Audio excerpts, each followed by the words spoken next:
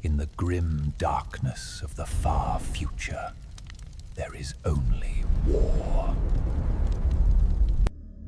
In the twilight years of the Third Age, when the shadow of Mordor lengthened across Middle-earth and the free peoples stood on the precipice of annihilation, something impossible happened.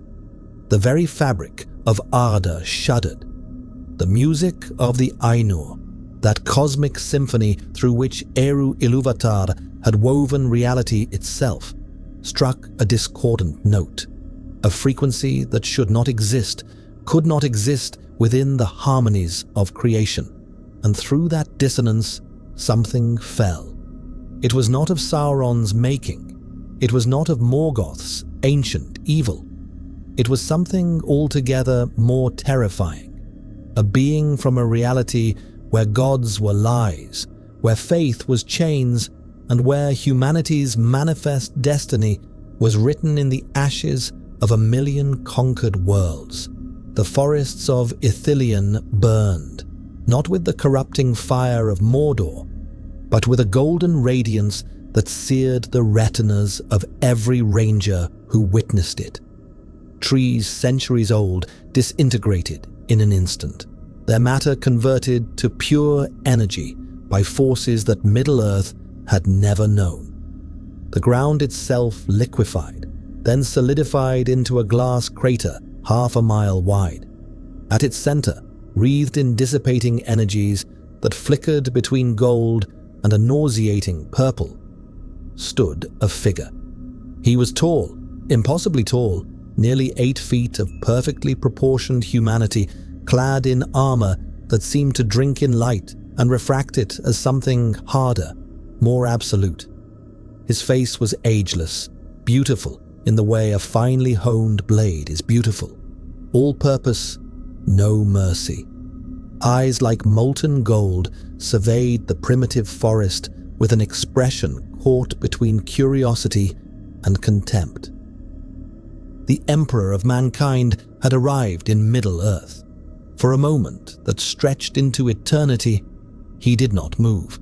His consciousness, vast and terrible, reached outward in the way it had done for 40,000 years, seeking the Astronomican's guiding light, the psychic chorus of 1,000,000 astropaths, the background radiation of human suffering and triumph that painted the galaxy in shades of desperate hope. Nothing.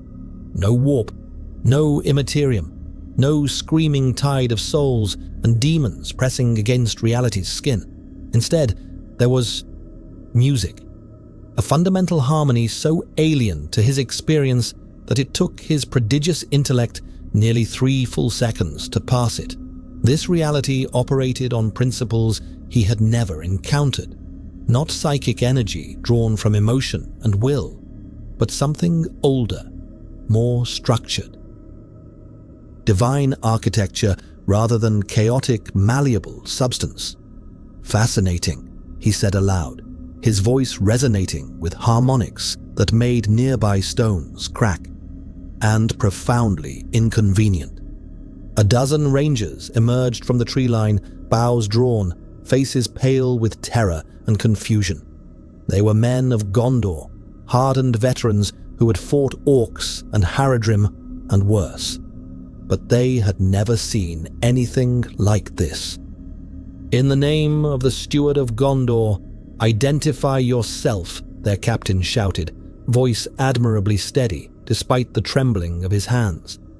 The Emperor regarded them the way a general might regard promising raw recruits, useful perhaps, but requiring significant improvement.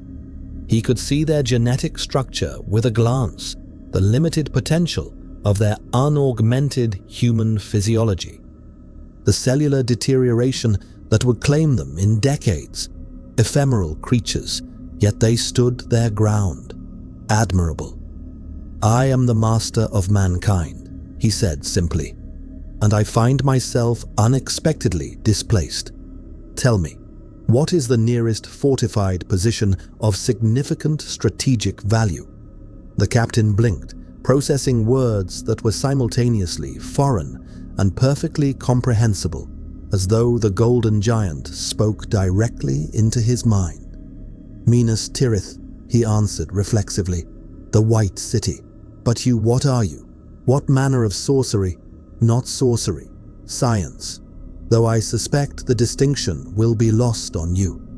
The Emperor took a step forward, and the ground groaned beneath his weight.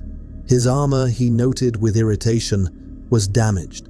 The dimensional translation had stressed even his masterwork war gear.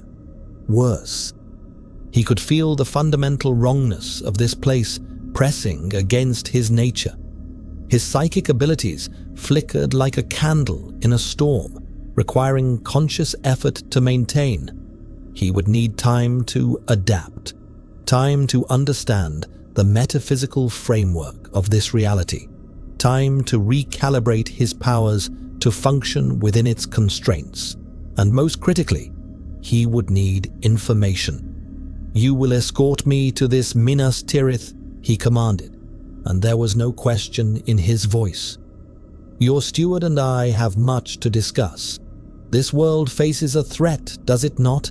I can sense corruption to the east, a concentration of malevolent will that poisons the very air." "Mordor," the ranger captain whispered. "You can sense Sauron."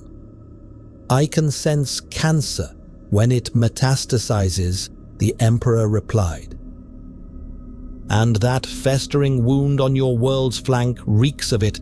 Fortunately, I have extensive experience in excising such infections." He began walking toward where his preternatural senses told him civilization lay, leaving the rangers to scramble after him. As he moved, the Emperor's mind raced through calculations. This was not Terra.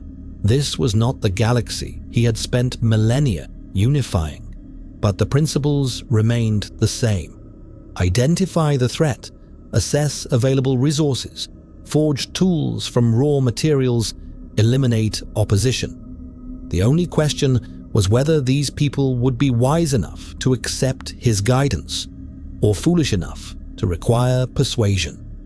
Behind him, unseen by mortal eyes, Gandalf the Grey stood upon a distant hill, staff gripped, white-knuckled, feeling the presence of something that should not be.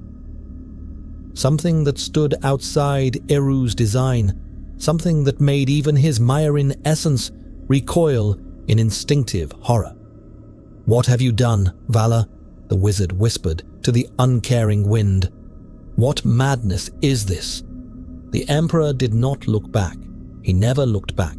Only forward, always forward, toward the next conquest, the next great work, the next civilization to be dragged, willingly or otherwise, into his vision of perfection. Middle-earth had no idea what had just landed in its lap. If you crave stories where titans of legend collide with worlds unprepared for their arrival, smash that subscribe button, because this is only the beginning of an impossible journey through the Third Age. The White City rose before him like a child's approximation of fortification, 7 tiers of white stone climbing toward a citadel that would have been impressive on a primitive feudal world.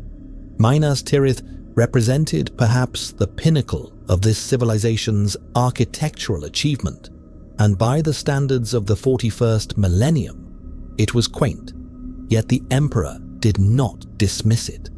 His millennia of experience had taught him to evaluate resources within their proper context. A laser gun was worthless compared to a plasma cannon, but in the hands of a disciplined soldier facing an orc horde, it became adequate. These people had built an impressive defensive structure given their technological limitations.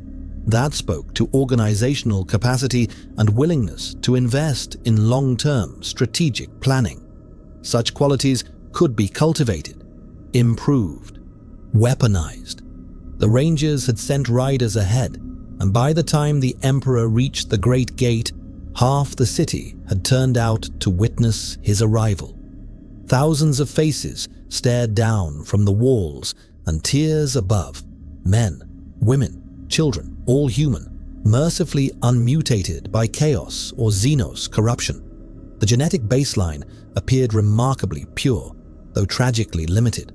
No gene enhancements, no biological optimization, just raw Darwinian inheritance slowly degrading over generations. He could fix that. Given time and resources, he could forge these people into something magnificent. The gates opened and a delegation descended. At their head walked a man whose bearing immediately identified him as the authority here. Tall for these people, perhaps 6 feet, with dark hair shot through with silver and eyes that held the exhausted pride of someone carrying a burden too heavy to set down. He wore robes of state in black and silver and a rod of office that, to the Emperor's enhanced senses, radiated nothing more than symbolic significance. "I am Denethor, son of Ecthelion, steward of Gondor and lord of Minas Tirith," the man announced, his voice projecting across the assembled crowd. "You arrive in our realm unheralded and bearing powers we do not understand. My rangers report that you destroyed a league of forest with your landing. Speak your purpose, stranger, and know that Gondor does not bow easily to displays of might." The Emperor almost smiled. Pride, defiance in the face of overwhelming force. The man was either remarkably brave or remarkably foolish, possibly both. Either way, he was a political creature, performing for his people as much as addressing the newcomer. Very well. The Emperor understood theater. "I am the Emperor of mankind," he replied, his voice carrying effortlessly across the assembled thousands without need for shouting. Every syllable resonated with psychic undertones that bypassed conscious thought and spoke directly to the hindbrain's understanding of dominance hierarchies. "I rule an imperium that spans 1,000,000 worlds. I have united humanity across the stars and waged war against gods and monsters that would make your Sauron seem a petty tyrant." Murmurs rippled through the crowd. The Emperor continued, his golden eyes fixed on Denethor.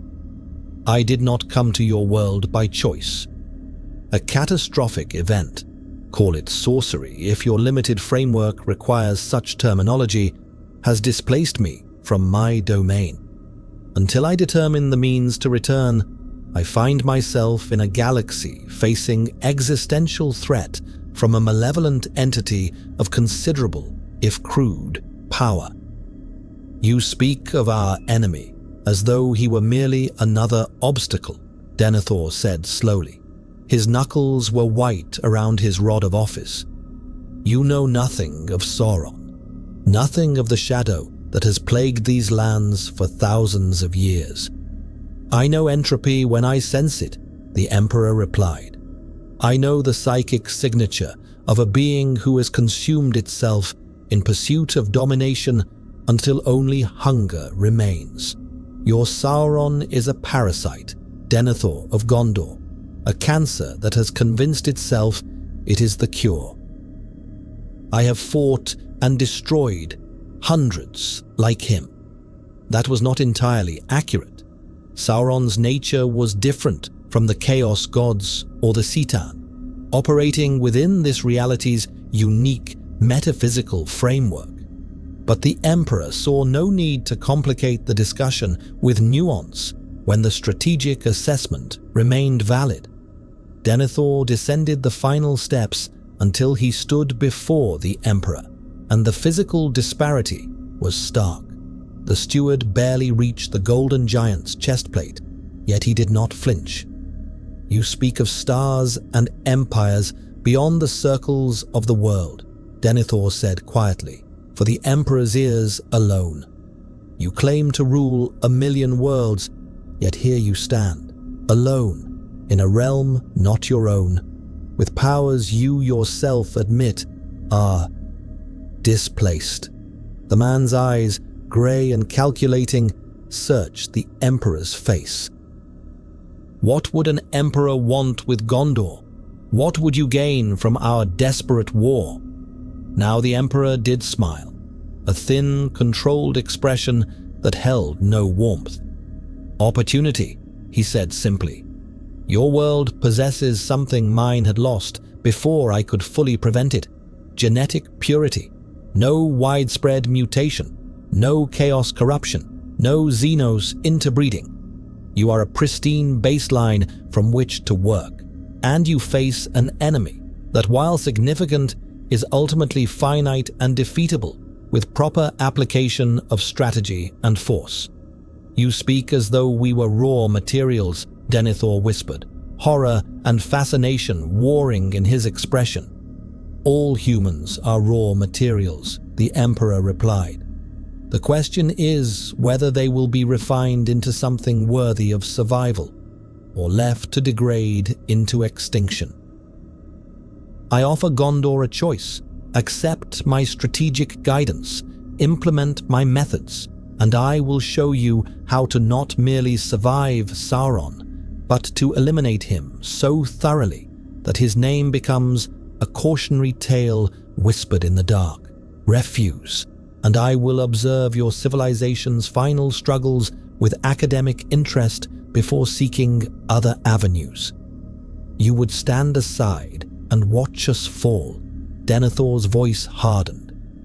I would respect your sovereignty to choose annihilation, the Emperor corrected. Free will is meaningless if it does not include the freedom to fail catastrophically. But I think you are more pragmatic than that, Steward. I think you have stared into the fire of your Palantir and seen the armies gathering in Mordor. I think you know, in your bones, that conventional warfare will not save you.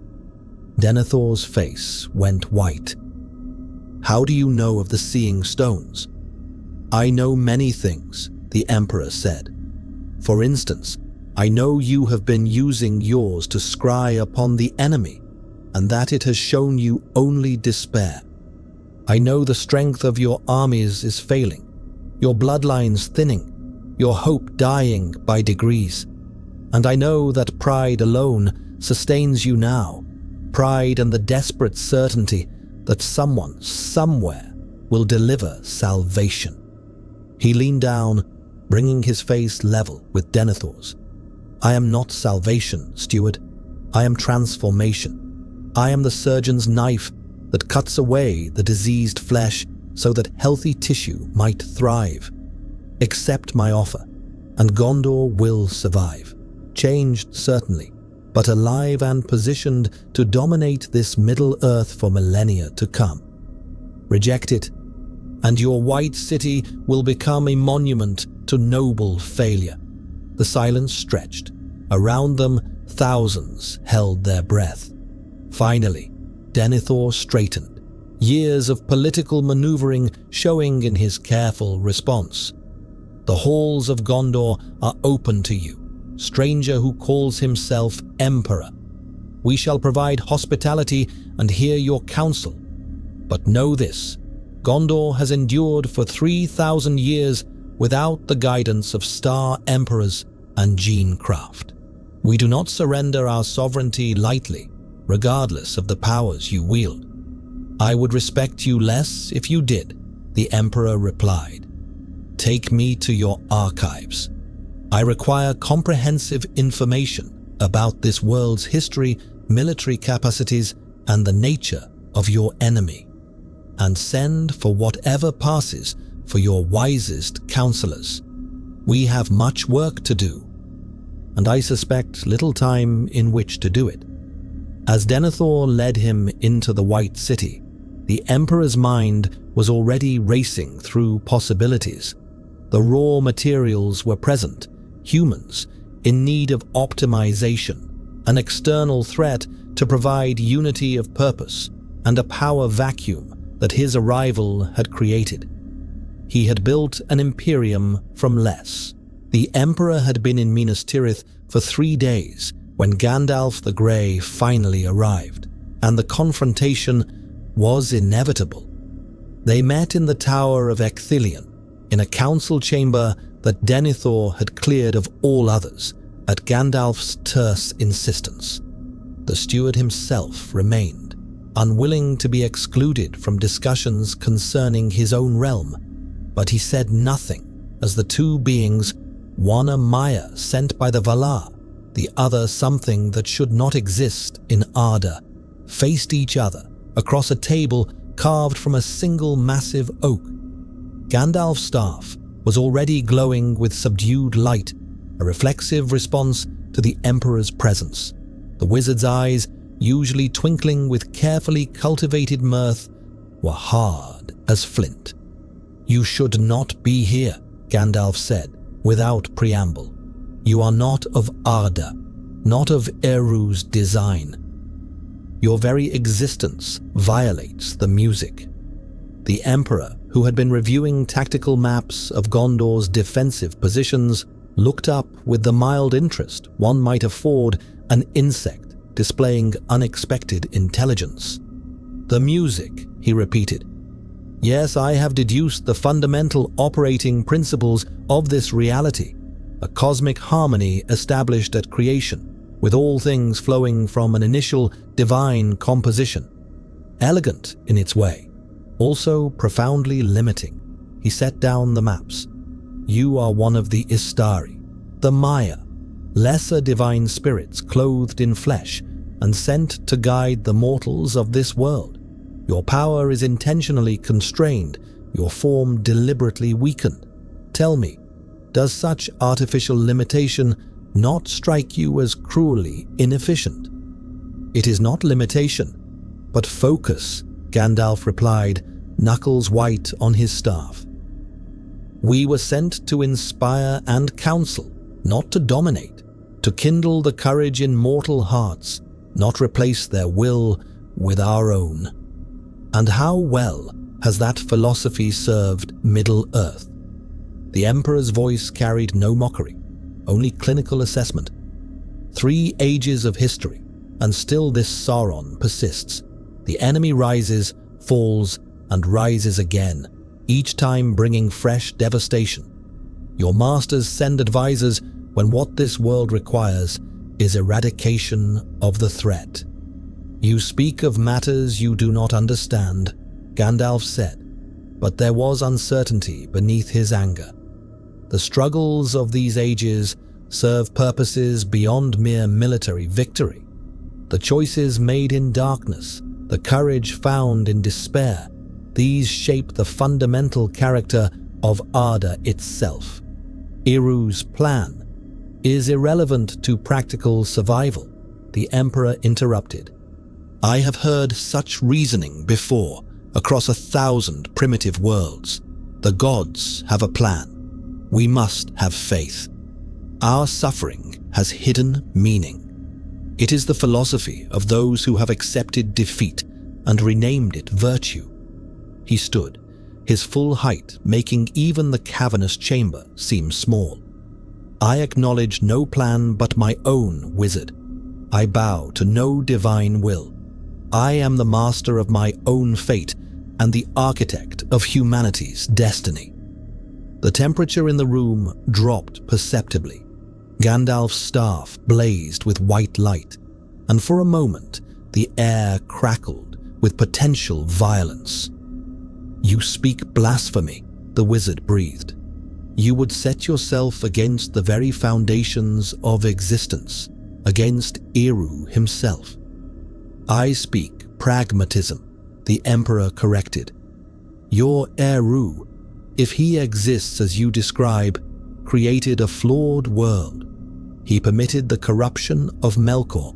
He allowed Sauron's evil to endure across millennia. He watches mortal suffering with what you claim is divine patience, but which appears to my assessment as criminal negligence." The Emperor's golden eyes blazed. "I have walked among gods, wizard. I have cast down beings who claimed divinity.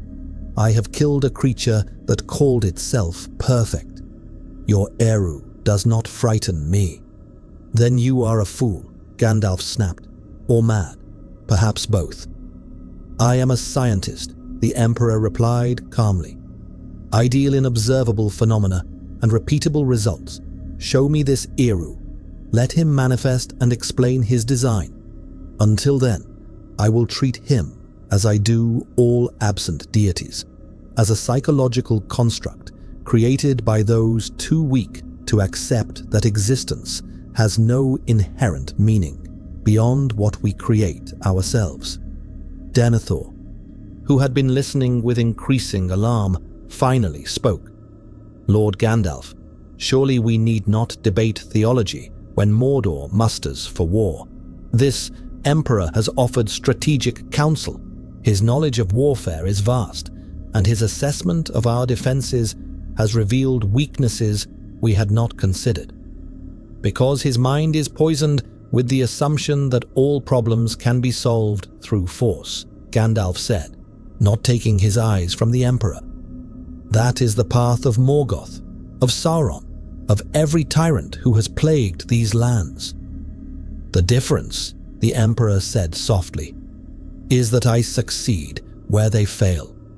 I do not seek domination for its own sake. I seek the preservation and advancement of humanity. Everything I do serves that singular purpose." "At what cost?" Gandalf demanded. "Denethor tells me you speak of gene craft and biological optimization. You would remake these people in your image, strip away what makes them human in pursuit of some twisted perfection. I would ensure their survival," the Emperor countered. "The humans of this world are dying, wizard. Your elves retreat into the west. Your dwarves dwindle in their mountains.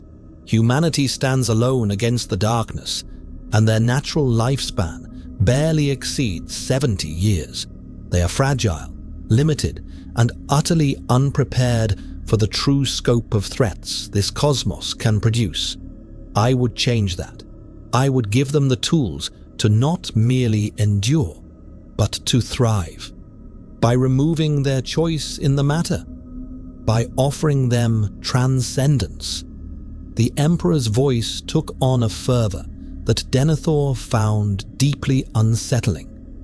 "Do you not see? The humans of this world possess potential beyond anything I encountered in my own galaxy at comparable development stages. No chaos corruption, no Xenos predation, no psychic awakening tearing their societies apart. They are a clean slate upon which to build something magnificent. They are people," Gandalf said quietly, "not materials for your grand designs. Each has their own story, their own choices to make, their own role in the greater tale of Arda." "Stories do not stop orc blades," the Emperor replied. "Tales provide no defense against siege engines. I offer these people practical salvation. You offer them platitudes and the cold comfort that their suffering has meaning." The silence that followed was broken by Denethor's measured voice. "What specifically do you propose, Emperor?" Gandalf turned sharply. "Denethor, you cannot seriously consider—" "I consider everything that might preserve my city and my people," the steward said firmly. "Continue, Emperor." The Emperor produced a data slate. No, Denethor realized. It was something else. A device of metal and crystal that glowed with soft golden light. Impossible geometries played across its surface as the Emperor manipulated it with practiced ease. "Your military operates at perhaps 15% efficiency," he began. "Fragmented command structures, inadequate supply lines, no standardized training protocols. Your soldiers are brave but poorly equipped. Your intelligence gathering is primitive. Your strategic planning is reactive rather than proactive." He gestured, and images appeared in the air above the device, ghostly renderings that made Gandalf hiss in alarm. and Denethor lean forward in fascination. I propose a 3-phase transformation. Phase 1. Immediate tactical improvements. Reorganization of your forces along rational command hierarchies. Establishment of fortified supply caches. Implementation of guerrilla warfare training for irregular forces. These changes require no gene craft, only discipline and competent leadership. The images shifted, showing troop movements and fortification plans. Phase 2. Technological advancement. Your metallurgy is adequate but inefficient. I can show your smith's techniques to produce superior armor and weapons using your existing resources. Your engineering core can be trained in advanced siegecraft and defensive architecture. Again, nothing that violates your precious natural order, merely optimization of existing capacities. And Phase 3? Gandalf asked, though his tone suggested he already knew the answer. Phase 3, the Emperor said, begins after we have survived the immediate crisis, when Sauron is dealt with and breathing room exists for long-term planning. Then and only then would I begin the true work of uplift. Gene therapy to eliminate hereditary diseases, longevity treatments to extend useful lifespans, cognitive enhancements to unlock latent mental capacities. Over generations, not overnight.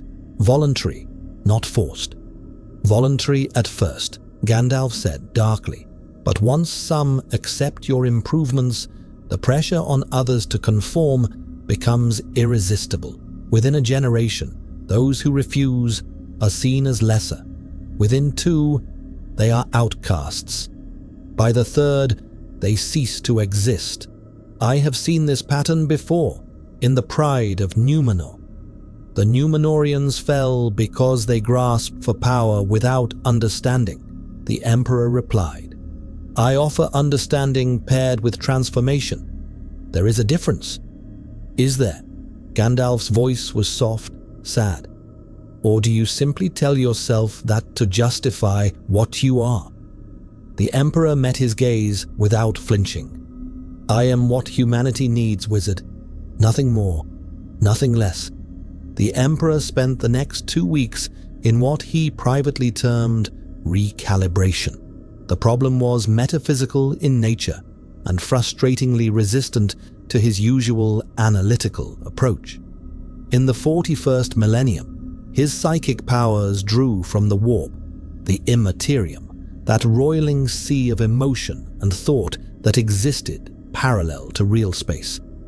He shaped that raw chaos through force of will, bending it to his purpose through sheer psychic might that had been honed across 40,000 years of practice. Middle-earth had no warp. Instead, it possessed something far more structured, the music of the Ainur, Eru Ilúvatar's cosmic symphony that had literally sung reality into existence. Every atom, every force, every probability existed as a note within that greater harmony. Magic in this world was not the imposition of will upon chaos, but the art of adding one's voice to the existing song without creating discord. The Emperor was very good at creating discord. His first attempts at psychic projection had been catastrophic. A simple telepathic probe, something he could normally perform as unconsciously as breathing, had sent ripples through the local metaphysical structure that caused 3 days of unseasonable storms over Minas Tirith. An attempt to cloak himself in psychic shadow, a basic technique any Alpha Legion operative could perform, had instead created a beacon of golden light visible for 50 miles. It was humbling. The Emperor did not enjoy humility. He established his workshop in a cleared section of the Citadel's lowest level, a space that had once housed storage but now contained equipment. He had persuaded Gondor's smiths and craftsmen to construct under his exacting specifications. They did not understand the purpose of most of what they built. Resonance chambers, crystalline matrices, devices that measured fluctuations in what the Emperor termed harmonic density. But they followed his instructions with the desperate precision of those who sensed this strange giant might be their salvation. Tonight, the Emperor sat cross-legged in the center of a circular chamber, surrounded by instruments that hummed and chimed with the fundamental frequencies of ardor.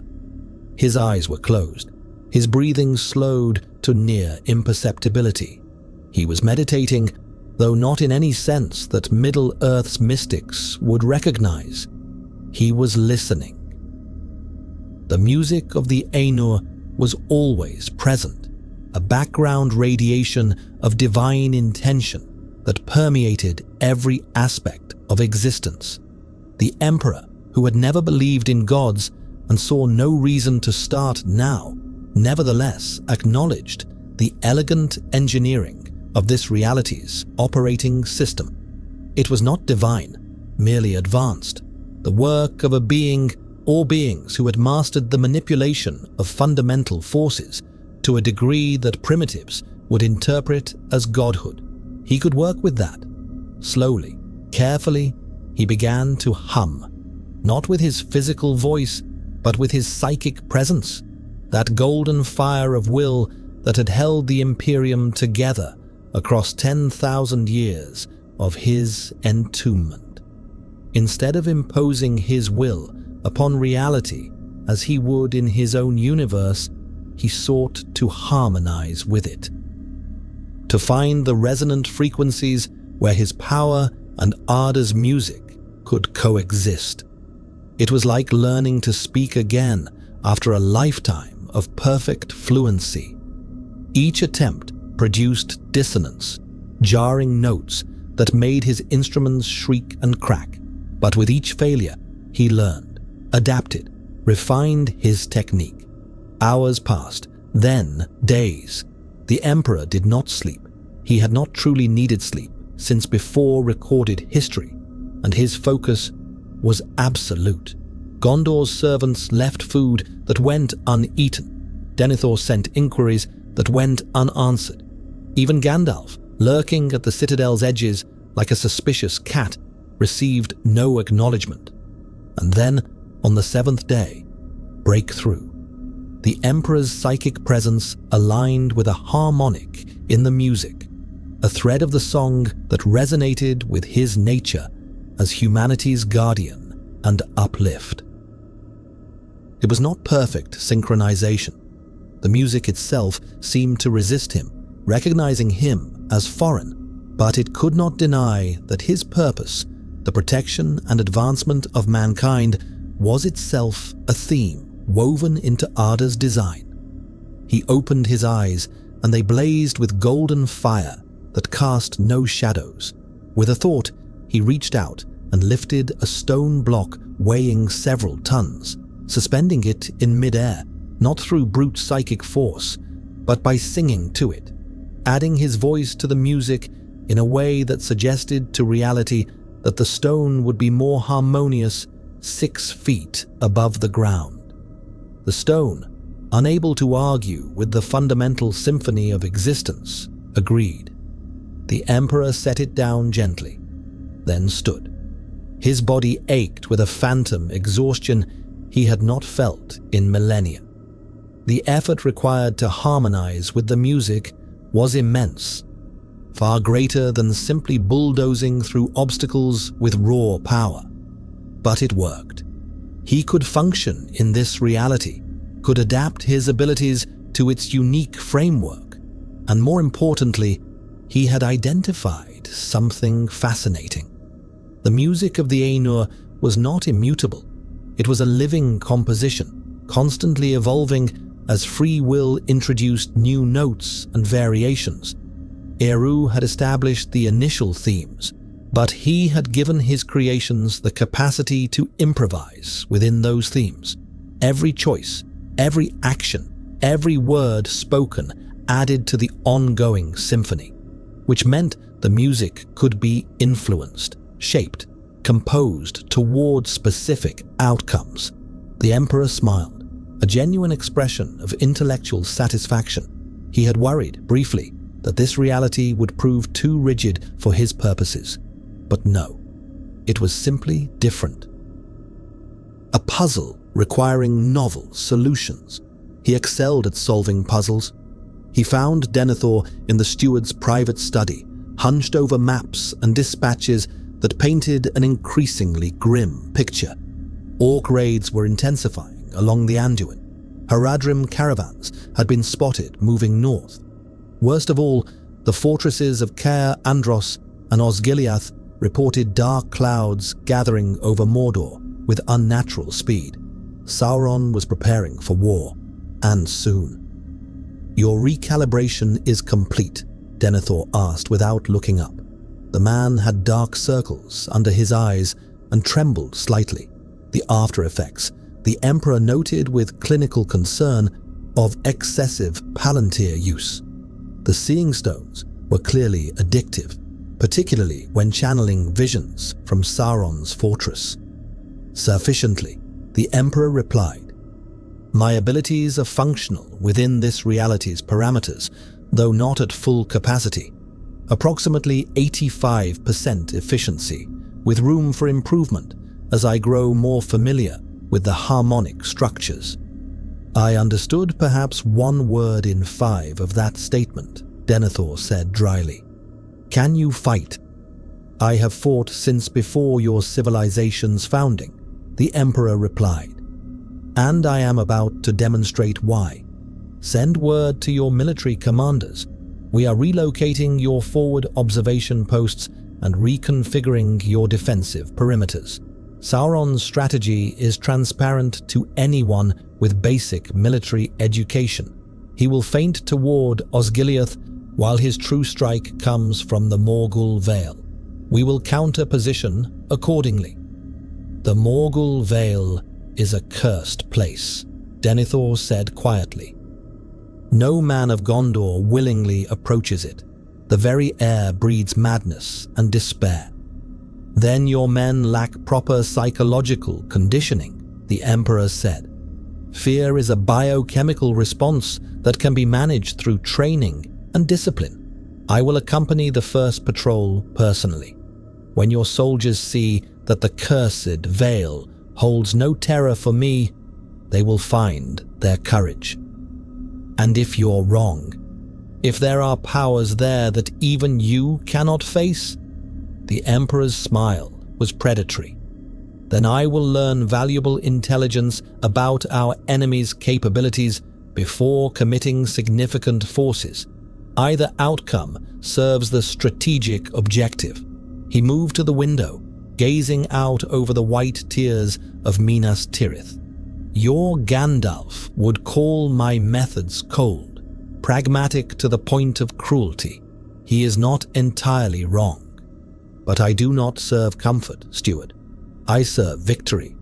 And in this particular theater, they are mutually exclusive." Denethor was silent for a long moment, then spoke carefully. "Boromir, my son, returns from the north in 3 days. He has been to Rivendell, to a council with the elves. He brings troubling news. News I think you should hear. Concerning a ring. The one ring of Sauron, found after 3,000 years of loss." The Emperor turned sharply, and for the first time since arriving in Middle-earth, Denethor saw genuine surprise on his face. "Explain." Boromir, son of Denethor, arrived at dawn 3 days later, and the Emperor assessed him with the practiced eye of one who had created 20 Primarchs and observed countless warriors across millennia. The man was impressive by Middle-earth's standards, tall, broad-shouldered, moving with the controlled grace of a lifelong soldier.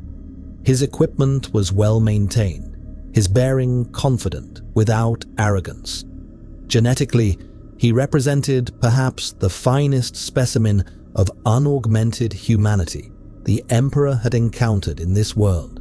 With proper enhancement, he could have been remarkable. As he was merely adequate, but adequate could be useful. "Father," Boromir said, embracing Denethor before turning to regard the golden giant who dominated the chamber. His hand moved reflexively toward his sword hilt, not in open threat, but the unconscious gesture of a warrior confronting the unknown. "So this is the being who has occupied your council these past weeks. The Rangers' tales seemed exaggerated, but I see now they understated matters. I am the Emperor of mankind," he said simply. "And you are Boromir, recently returned from Rivendell, where you attended a council concerning Sauron's ring. Tell me everything that was discussed. Omit no detail." Boromir's eyes narrowed. "You presume much, stranger. I report to my father and my steward, not to—" "Tell him," Denethor interrupted quietly. "Please, my son. The situation has evolved beyond protocol." The Emperor watched Boromir's internal struggle, pride warring with duty, suspicion battling pragmatism. Finally, duty won. The man was a soldier above all else. What followed was a comprehensive briefing that would have impressed many of the Emperor's own generals. Boromir recounted the Council of Elrond with remarkable precision. The ring's discovery by a halfling, the debate over its fate, the formation of a fellowship tasked with destroying it in Mount Doom's fires. He spoke of Isildur's failure 3,000 years past, of the ring's corrupting influence, of Gandalf's insistence that it could not be wielded even by the wise. The Emperor listened without interruption, his mind racing through implications and possibilities. "And where is this fellowship now?" he asked when Boromir finished. "They departed Rivendell before me, taking a different route. The wizard Gandalf leads them, 9 companions, including the ring-bearer, a hobbit named Frodo Baggins. Their path takes them through the mountains, then south through—" Boromir hesitated. Their exact route was kept deliberately vague. Trust among the council was limited. "Because you argued for bringing the ring to Gondor," the Emperor said, reading the truth in Boromir's micro-expressions. "You believed it could be used as a weapon against Sauron. The others disagreed, citing corruption and moral peril. You were outvoted, overruled, and sent home empty-handed, while a hobbit carries the fate of your world towards certain destruction." Boromir's face darkened. "How could you—" "Because your logic was sound, and their counter-arguments were rooted in superstition rather than strategic analysis," the Emperor interrupted. "The ring is a weapon of immense power. Weapons exist to be used against one's enemies. The idea of destroying such an asset borders on criminal negligence." "Finally, someone speaks sense," Boromir exclaimed, his frustration boiling over. "I tried to make them understand. Gondor has bled for generations, holding the line against Mordor. We have earned the right to wield whatever weapons we can claim. But the Elf Lord Elrond and that insufferable wizard spoke of corruption and evil beyond mortal resistance, as though we were children to be protected from sharp objects. They are afraid," the Emperor said, "fear masquerading as wisdom. They have convinced themselves that power itself is evil, when in truth power is merely a tool. It is the wielder's purpose that determines morality." Denethor, who had been silent, finally spoke. "You believe the ring could be used safely, that it would not corrupt the bearer?" The Emperor paused, considering his response carefully. Honesty served him better than false promises with men of Denethor and Boromir's caliber. I believe the ring is a psychic amplifier of considerable sophistication, he said.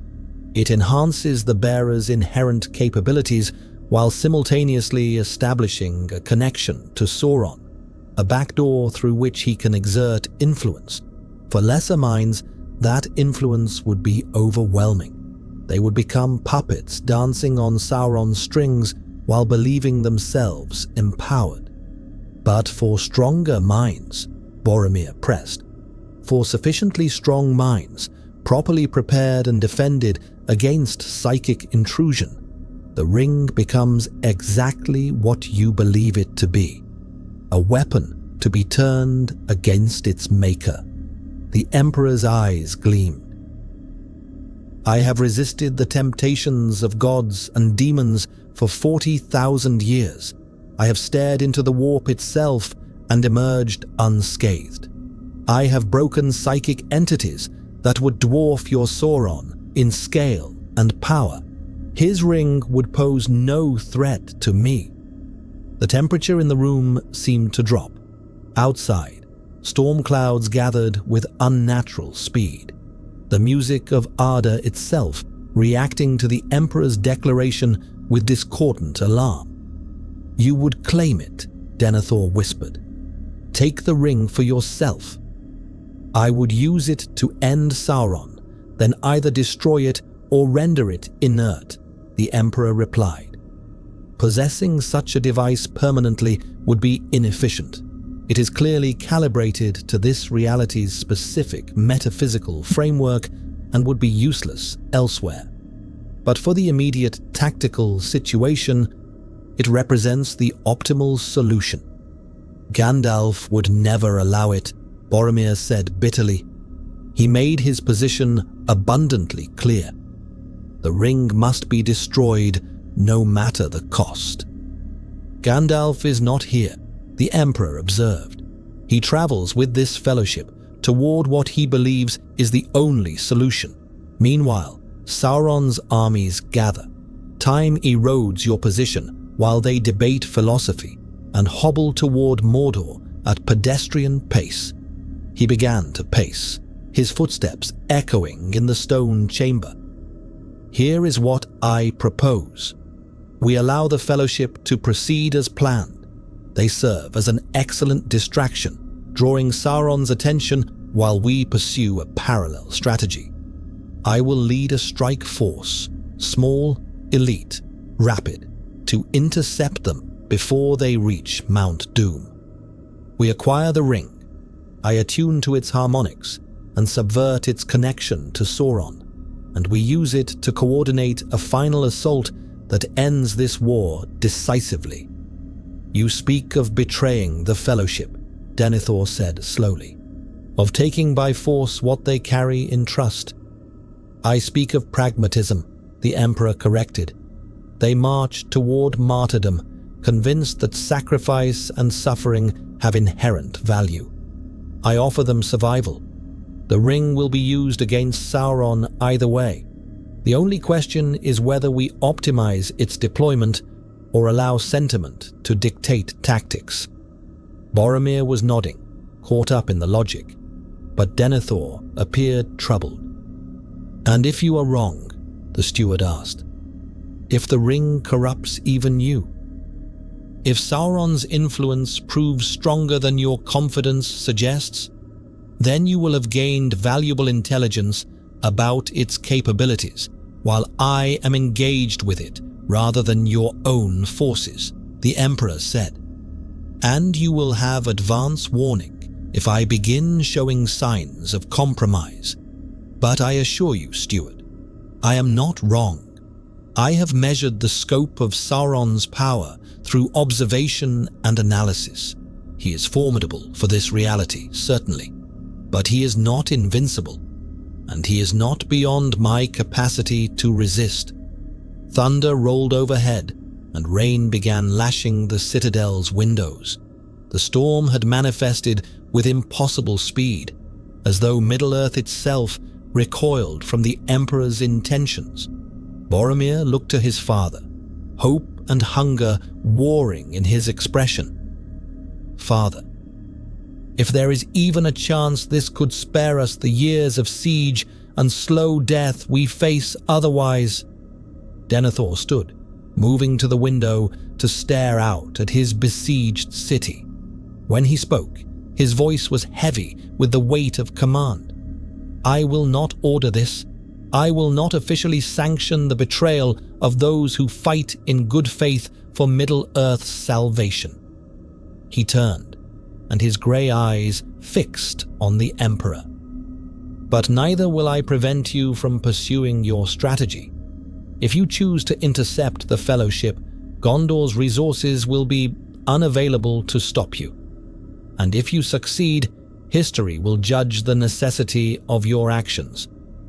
It was permission wrapped in deniability.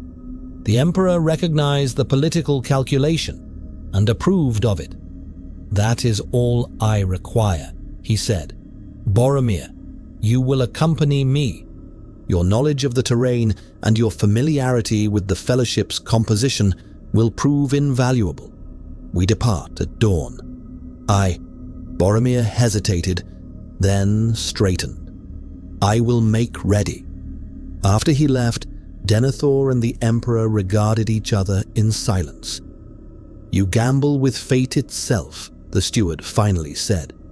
"I gamble with nothing," the Emperor replied. "I calculate probabilities and execute strategies with optimal chance of success. Fate is what the frightened call probability when they lack the courage to act." "Let us hope you are right," Denethor said softly.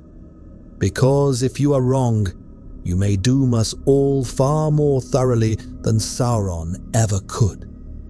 The Emperor did not respond. He was already planning the hunt. The Nazgul came for him on the third night of his pursuit. The Emperor had taken Boromir and 20 of Gondor's finest rangers, moving swiftly through the territories east of the Anduin. His strategic calculation suggested the Fellowship would avoid the direct route through the Gap of Rohan, opting instead for the pass of Caradhras or the mines beneath the mountains. Either way, they would eventually emerge near Lothlorien, and from there, their path toward Mordor became predictable. But Sauron, it seemed, had noted the Emperor's movements, and the Dark Lord was curious. They struck at midnight, when the company had made camp in a dell sheltered by ancient stones. No warning preceded their arrival, simply the sudden drop in temperature that turned breath to frost and made fires gutter and die. Then came the screams. Not the screams of the living, but the howling of the dead, the Nazgul's terrible cries that drove mortal minds toward madness and despair. 9 shadows descended from a moonless sky, riding fell beasts whose wingbeats sounded like tearing parchment and whose stench carried the corruption of centuries. Boromir and his men reacted with commendable discipline, forming a defensive circle with weapons drawn despite hands that shook and eyes that streamed with involuntary tears.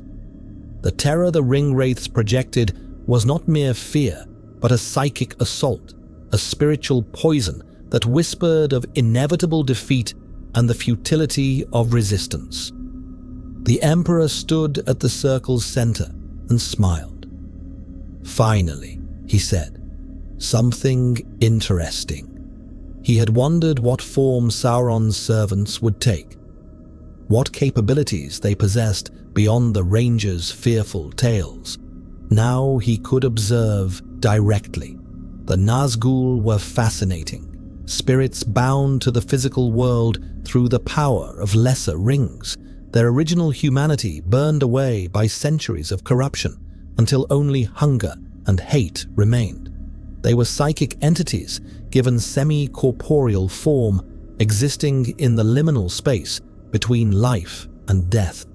In the 41st millennium, the Emperor had faced demons of chaos, enslavers, and psychic horrors, that would reduce these ringwraiths to cowering shadows. But here, in this reality with its different rules, they were genuinely formidable. The lead Nazgul, the Witch-king of Angmar, urged his fell beast lower. Its rider was invisible within black robes that suggested rather than contained a body.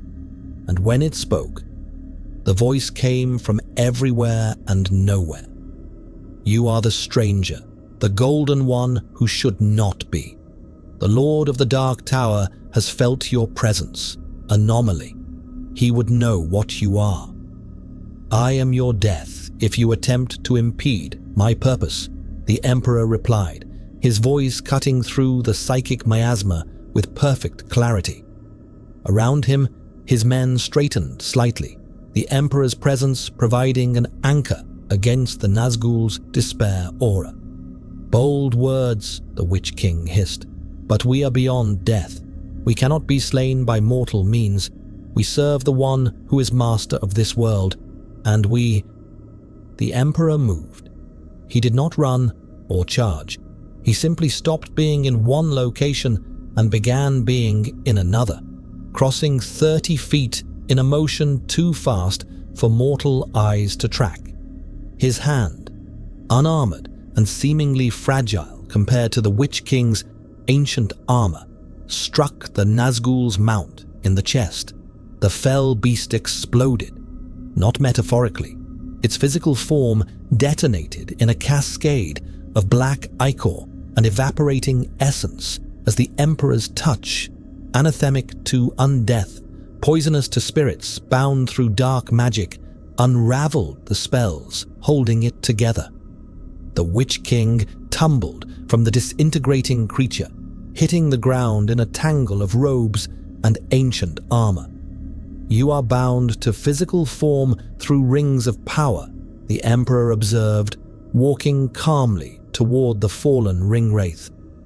Those rings channel Sauron's will and sustain your existence, but they also create a vulnerability, a connection that works both ways. Through you, I can sense him, and through him, I can reach you. The Emperor's eyes blazed with golden fire, and suddenly the clearing was illuminated as though by a second sun. The light was anathema to the Nazgul's nature, not because it was holy. The Emperor acknowledged no holiness, but because it was absolute will given form. Psychic energy harmonized with Middle-earth's music into a frequency that rejected the fundamental nature of undeath. The other 8 ringwraiths shrieked and circled, torn between their compulsion to attack and their instinct for self-preservation. They were ancient beings, millennia old, and in all their long existence, they had never encountered anything like this golden giant who burned with impossible fire. Return to your master, the Emperor commanded, and his voice carried harmonics that resonated with the very structure of reality. Tell Sauron that a new variable has entered his calculations. Tell him that I am coming for his ring, and that when I claim it, I will use it to dismantle everything he has built across 3 ages of this world.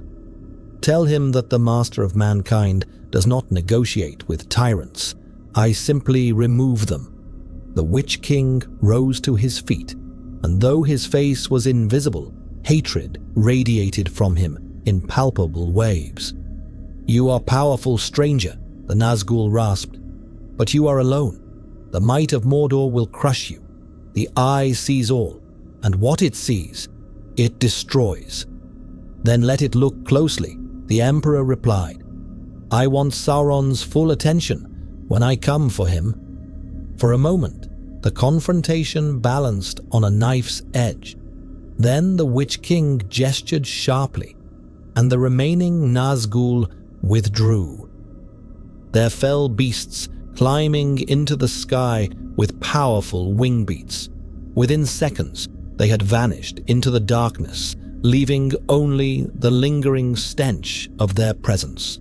The Emperor turned to find his entire company staring at him with expressions ranging from awe to terror.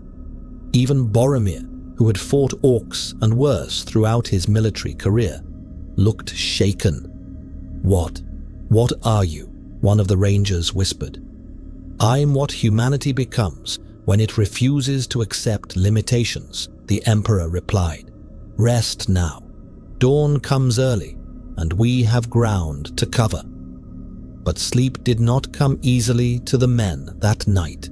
They huddled close to fires that the Emperor had to reignite with a gesture, whispering among themselves about what they had witnessed.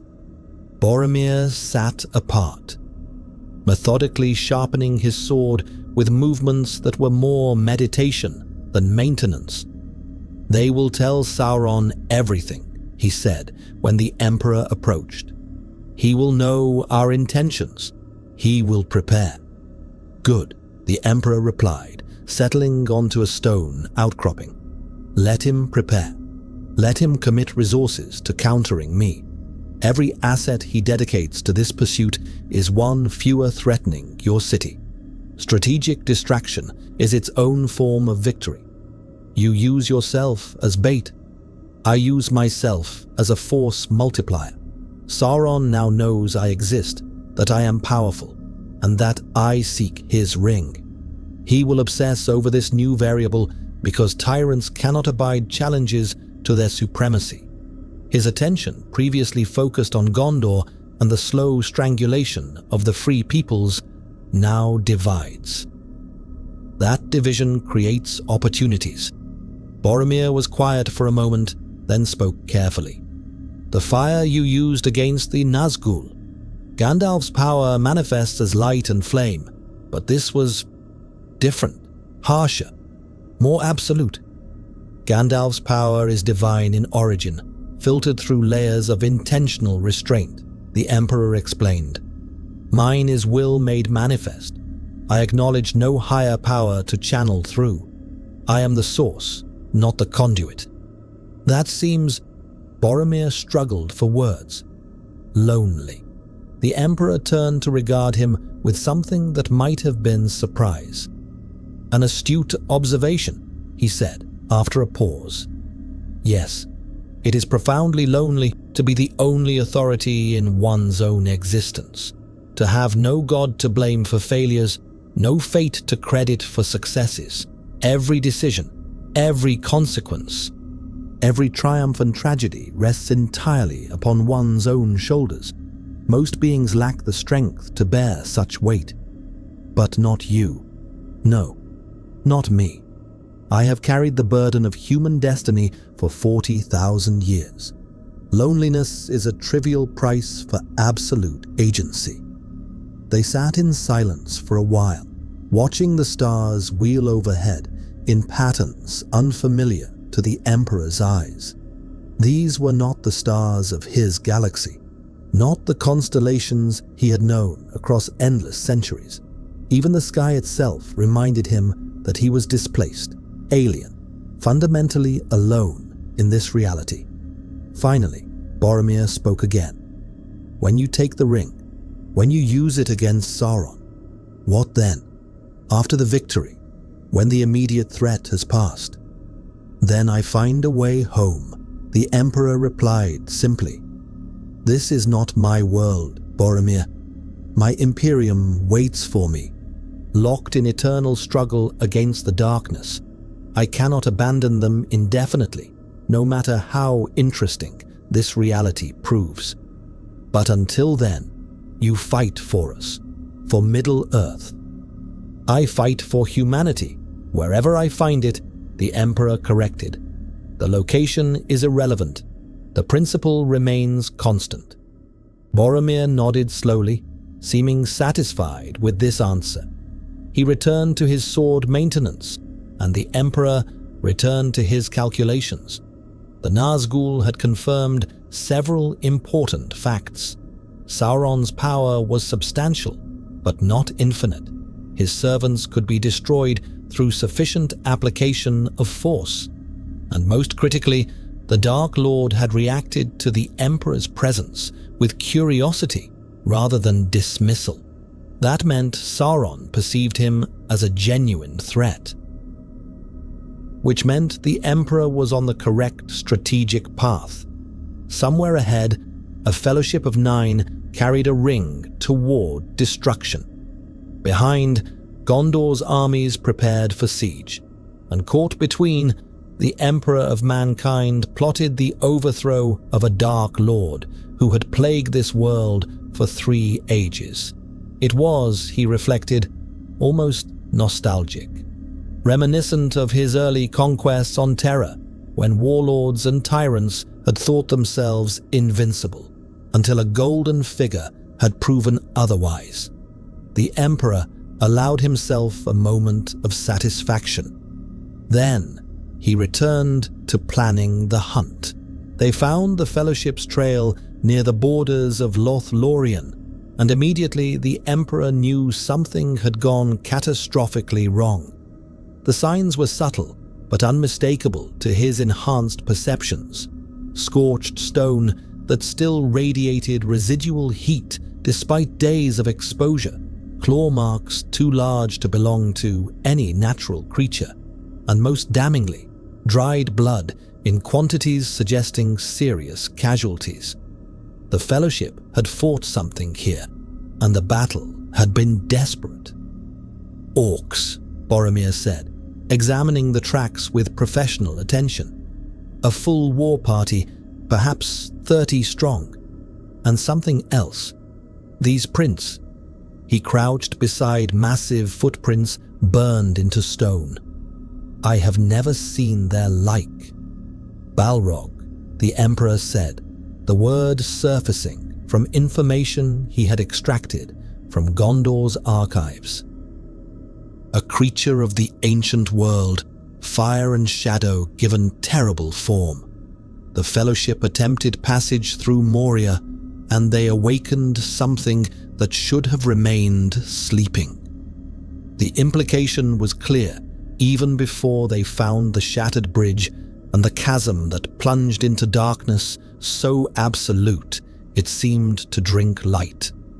The Emperor stood at the precipice, his senses reaching downward through miles of stone and shadow, searching for any trace of psychic presence.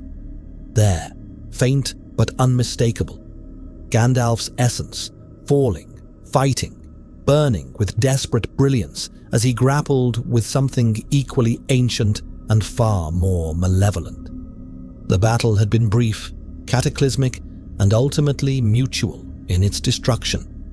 Both Maya and Balrog had plunged into the abyss, their conflict continuing into depths where mortal eyes could not follow.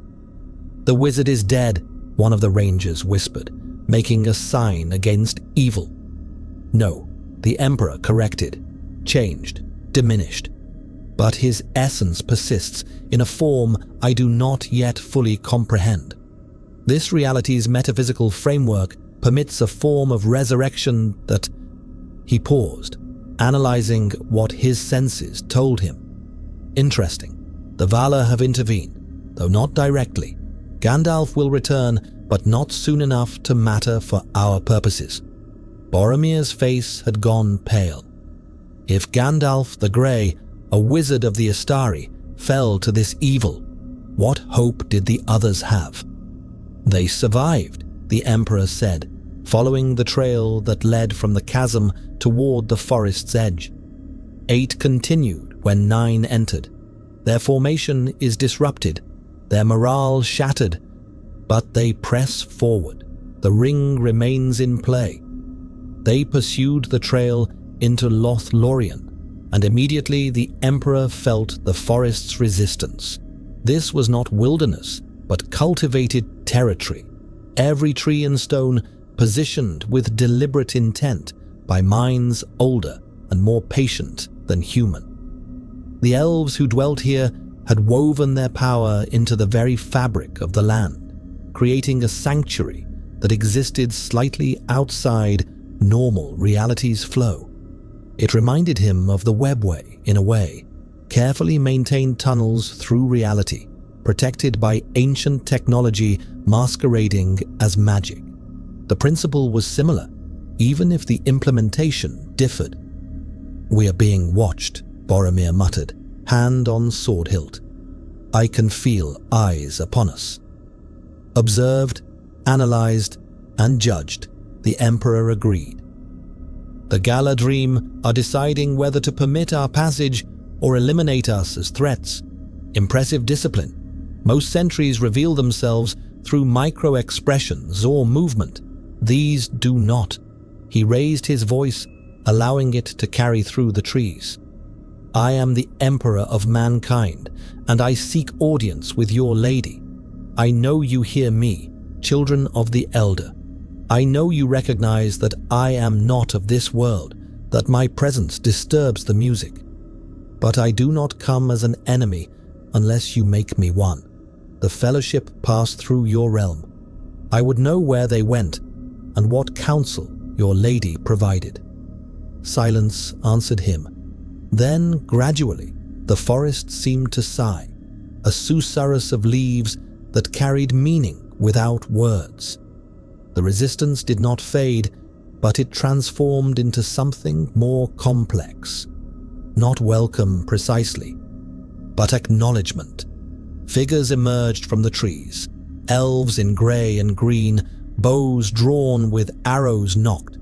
Their leader was tall even by elven standards, with hair like silver and eyes that held the weight of ages. He regarded the Emperor with an expression of profound unease. "I am Haldir of Lorien," he said. "You are correct that you disturb the music, stranger. Your presence is discord, yet not the discord of Morgoth or Sauron. Something other, something outside Iru's theme entirely." "An accurate assessment," the Emperor replied. "I am from beyond your circles of the world. My arrival was unintentional, my presence temporary. But while I remain, I serve humanity's interests. The Fellowship that passed through your realm carries a weapon of strategic significance. I would claim it for use against your mutual enemy." Haldir's expression grew, if possible, even more troubled. "You speak of the ring. The Lady Galadriel perceived your intentions before you spoke them. She bids you enter Caras Galadon, that she might look upon you with her own eyes and judge your purpose." "Then lead on," the Emperor said. "I am curious to meet one who claims to perceive intention through prescience." As they walked through the forest, the Emperor noted everything: the strategic positioning of observation posts, the defensive architecture hidden within natural growth, the way paths had been engineered to channel invaders into kill zones. The elves had transformed Lothlorien into a fortress disguised as paradise, and he approved of the methodology even as he catalogued its weaknesses. They climbed into the trees, following paths of rope and wood suspended high above the forest floor. The rangers struggled with the heights and the alien environment, but Boromir maintained his composure through visible effort.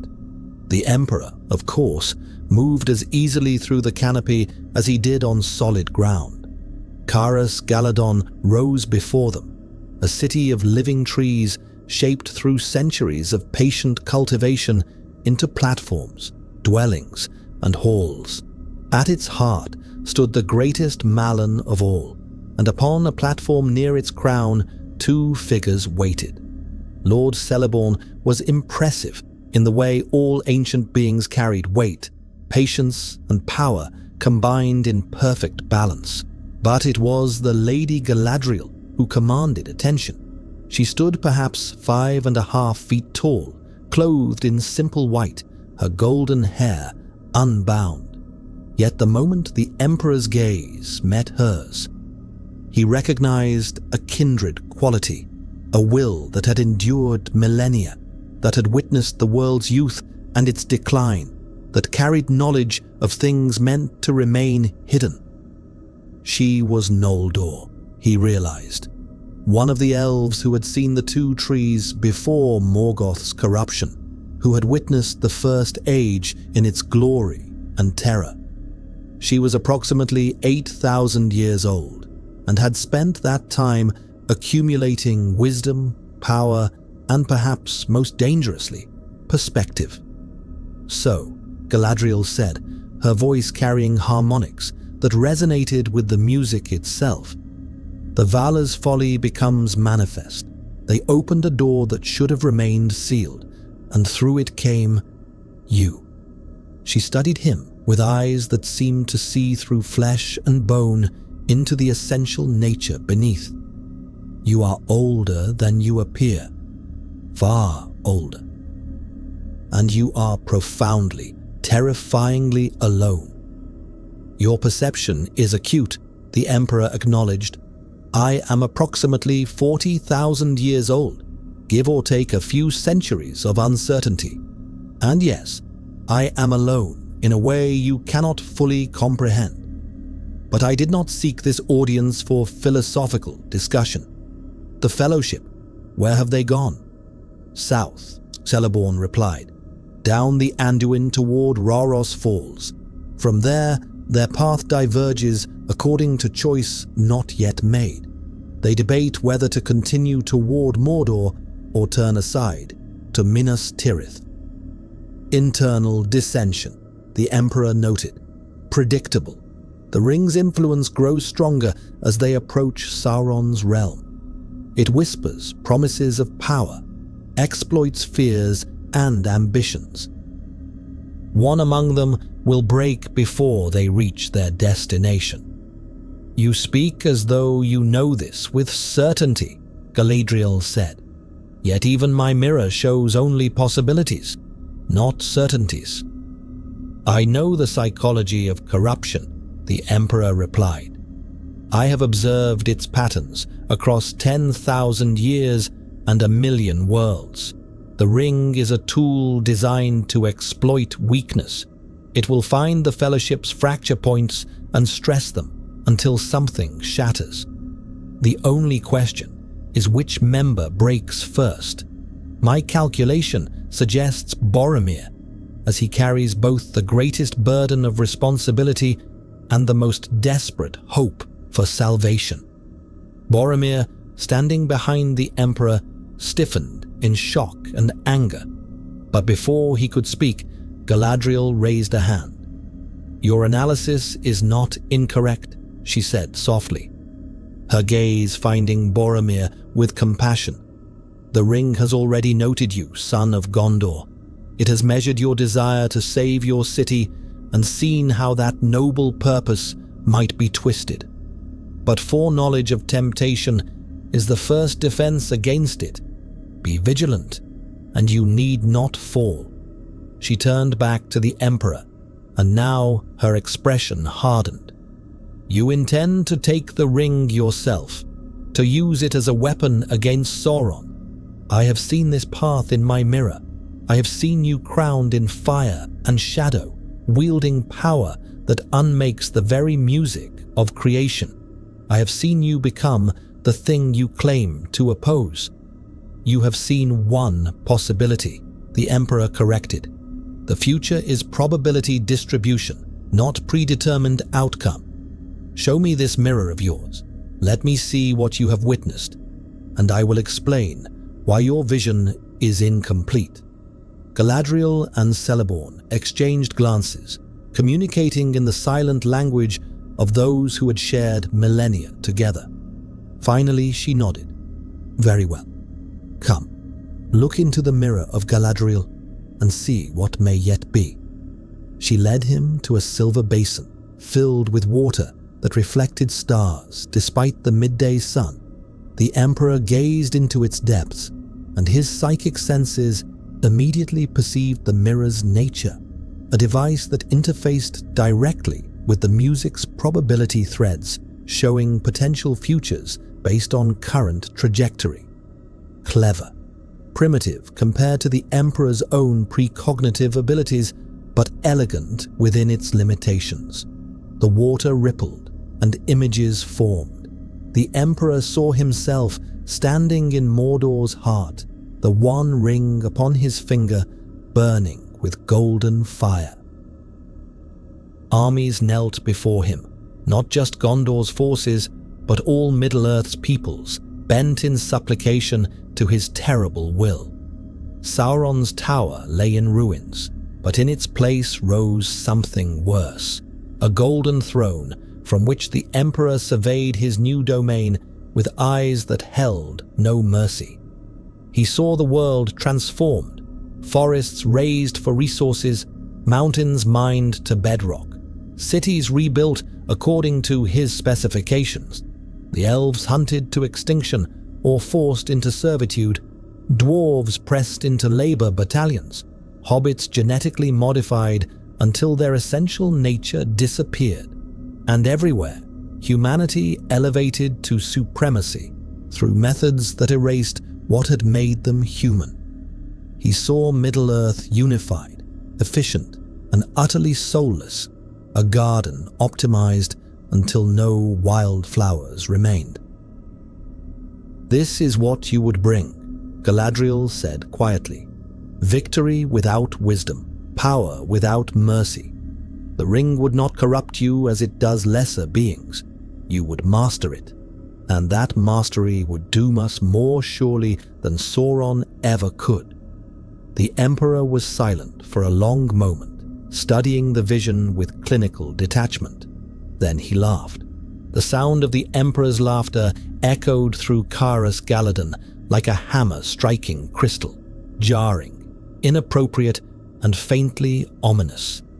The elves tensed, hands moving toward weapons, but Galadriel remained still, watching him with ancient eyes that had witnessed the pride of the Noldor and its consequences.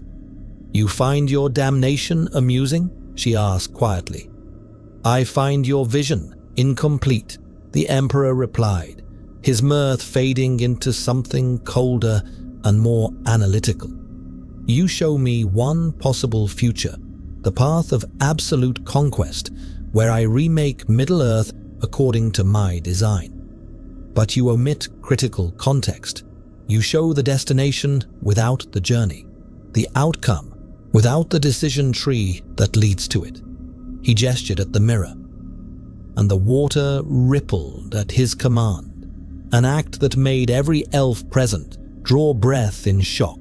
The Emperor was manipulating Galadriel's artifact through sheer will, bending it to his purpose. "Show me the alternative," he commanded. "Show what happens if I do nothing, if I leave the Fellowship to their fate, if I allow Gandalf's plan to proceed unchallenged." The water darkened, and new images formed.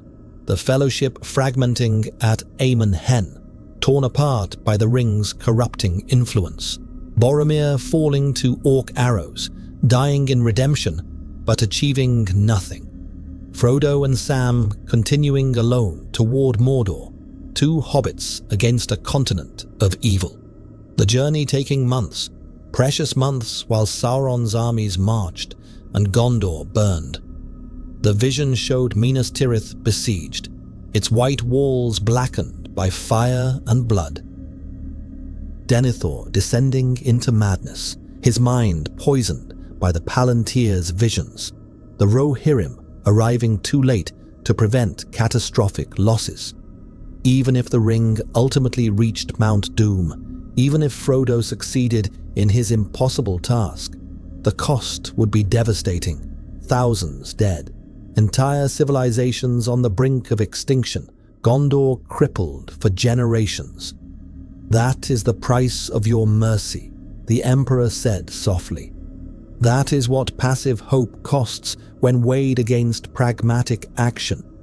You preserve the soul of Middle-earth while its body bleeds out on the battlefield. Better that than the sterile perfection you would impose," Galadriel countered. The Valar themselves chose not to dominate, not to eliminate all evil through overwhelming force. They understood that free will, even with its capacity for tragedy, is more precious than safety purchased through tyranny. The Vala, the Emperor said, his voice dripping with contempt, are absent gods who set creation in motion and then abandoned it to its fate. They intervene only when their own interests are threatened, sending advisors instead of armies, constraints instead of solutions. They are cowards who cloak their fear in the language of wisdom. The air temperature dropped precipitously. Lord Celeborn stepped forward, his hand on his sword. "You speak blasphemy," he said, voice tight with controlled anger. "You would insult the very foundations of our world." "I speak observation," the Emperor replied, unbothered by the threat. The Vala had the power to eliminate Morgoth before the First Age's atrocities. They chose not to. They had the power to destroy Sauron after the War of Wrath. They chose not to. They watch this world suffer across ages because they fear the consequences of decisive action. That is not divine providence. It is moral cowardice dressed in philosophical justification. "And you would do better?" Galadriel asked, her voice cutting through the tension. "You, who have lived 40,000 years and still solve problems through domination.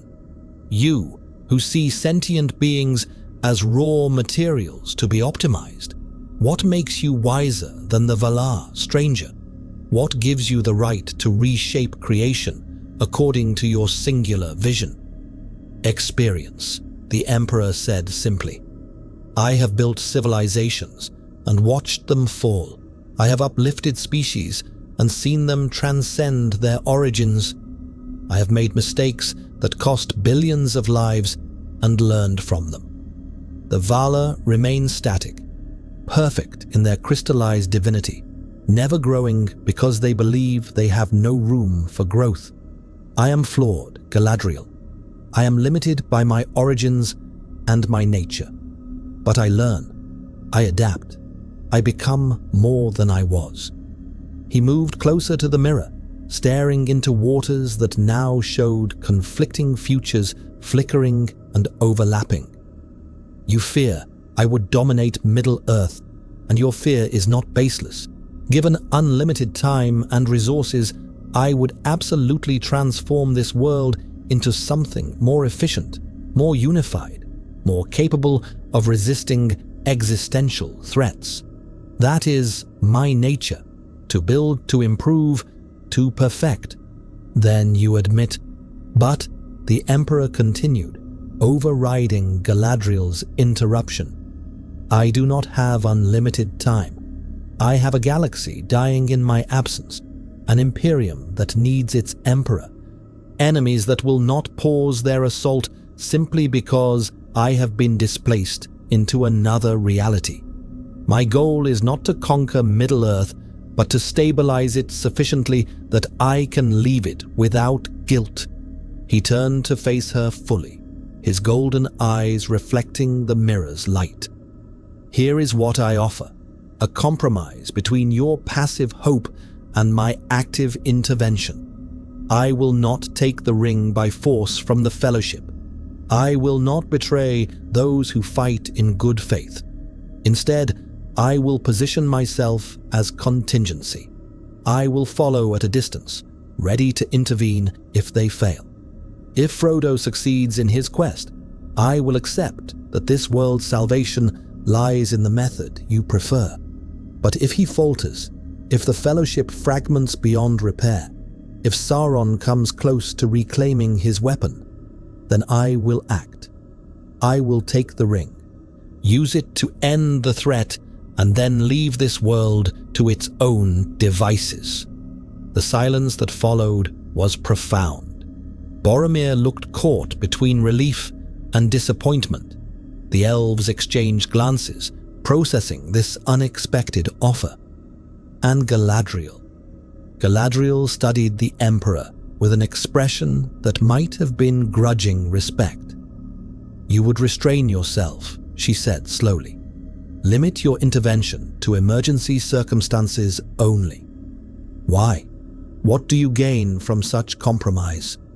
Proof, the Emperor replied.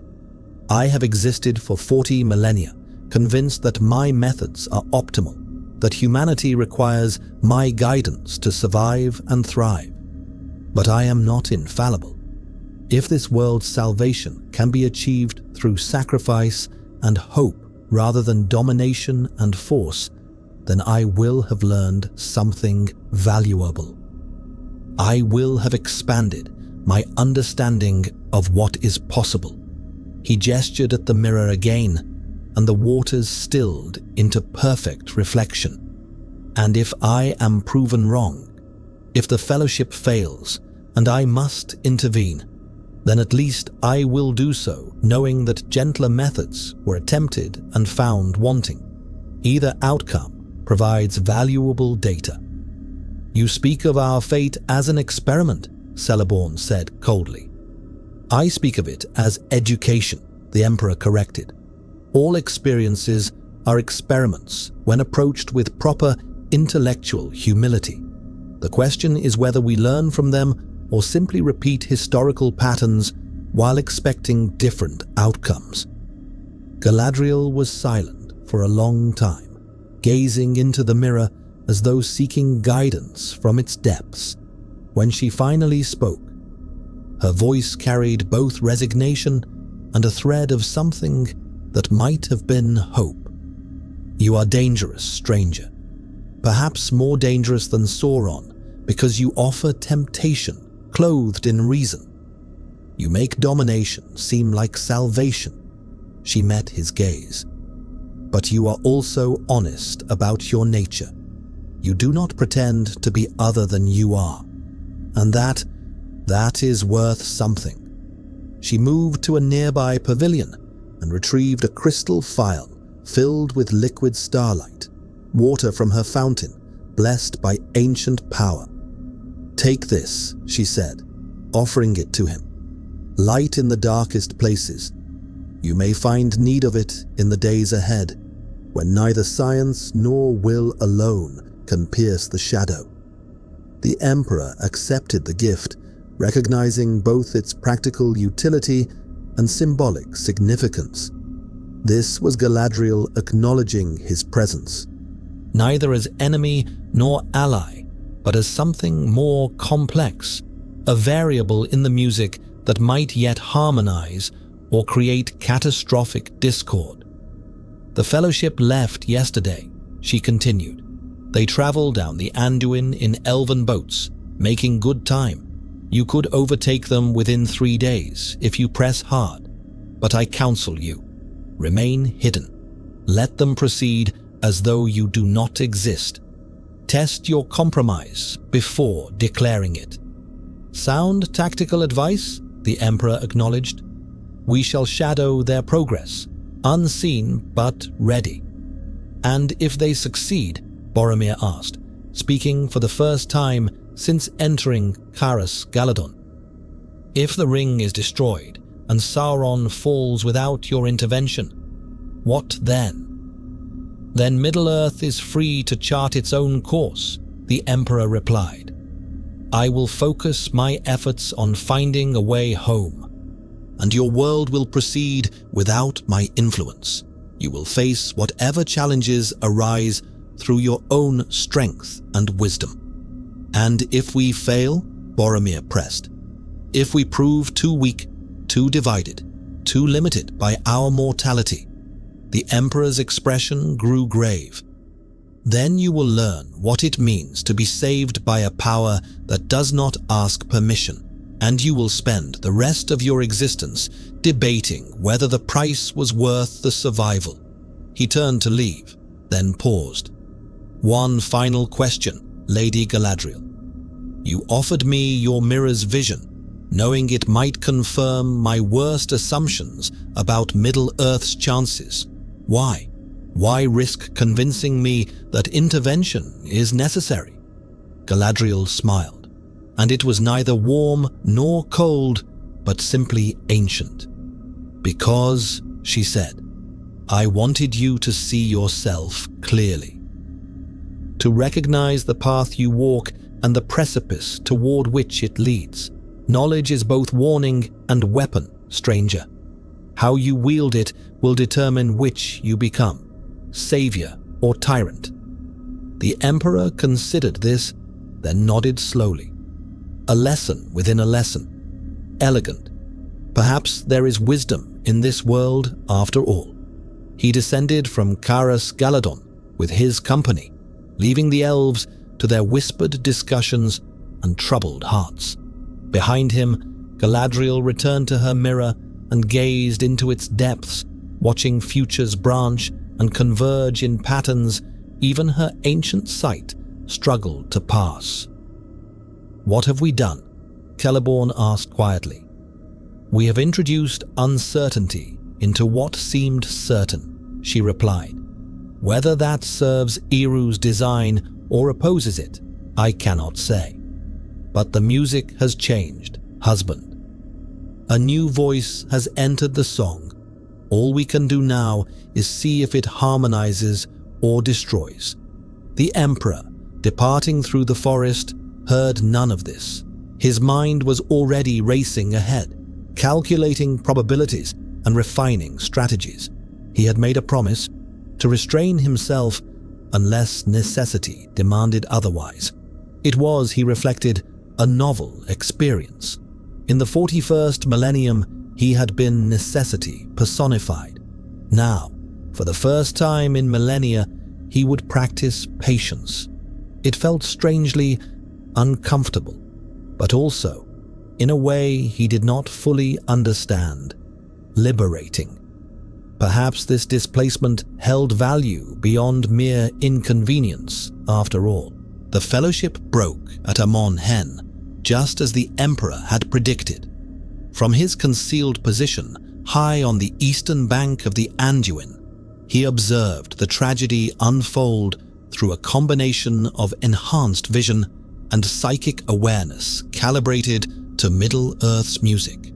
The conflict was brief, brutal, and psychologically devastating.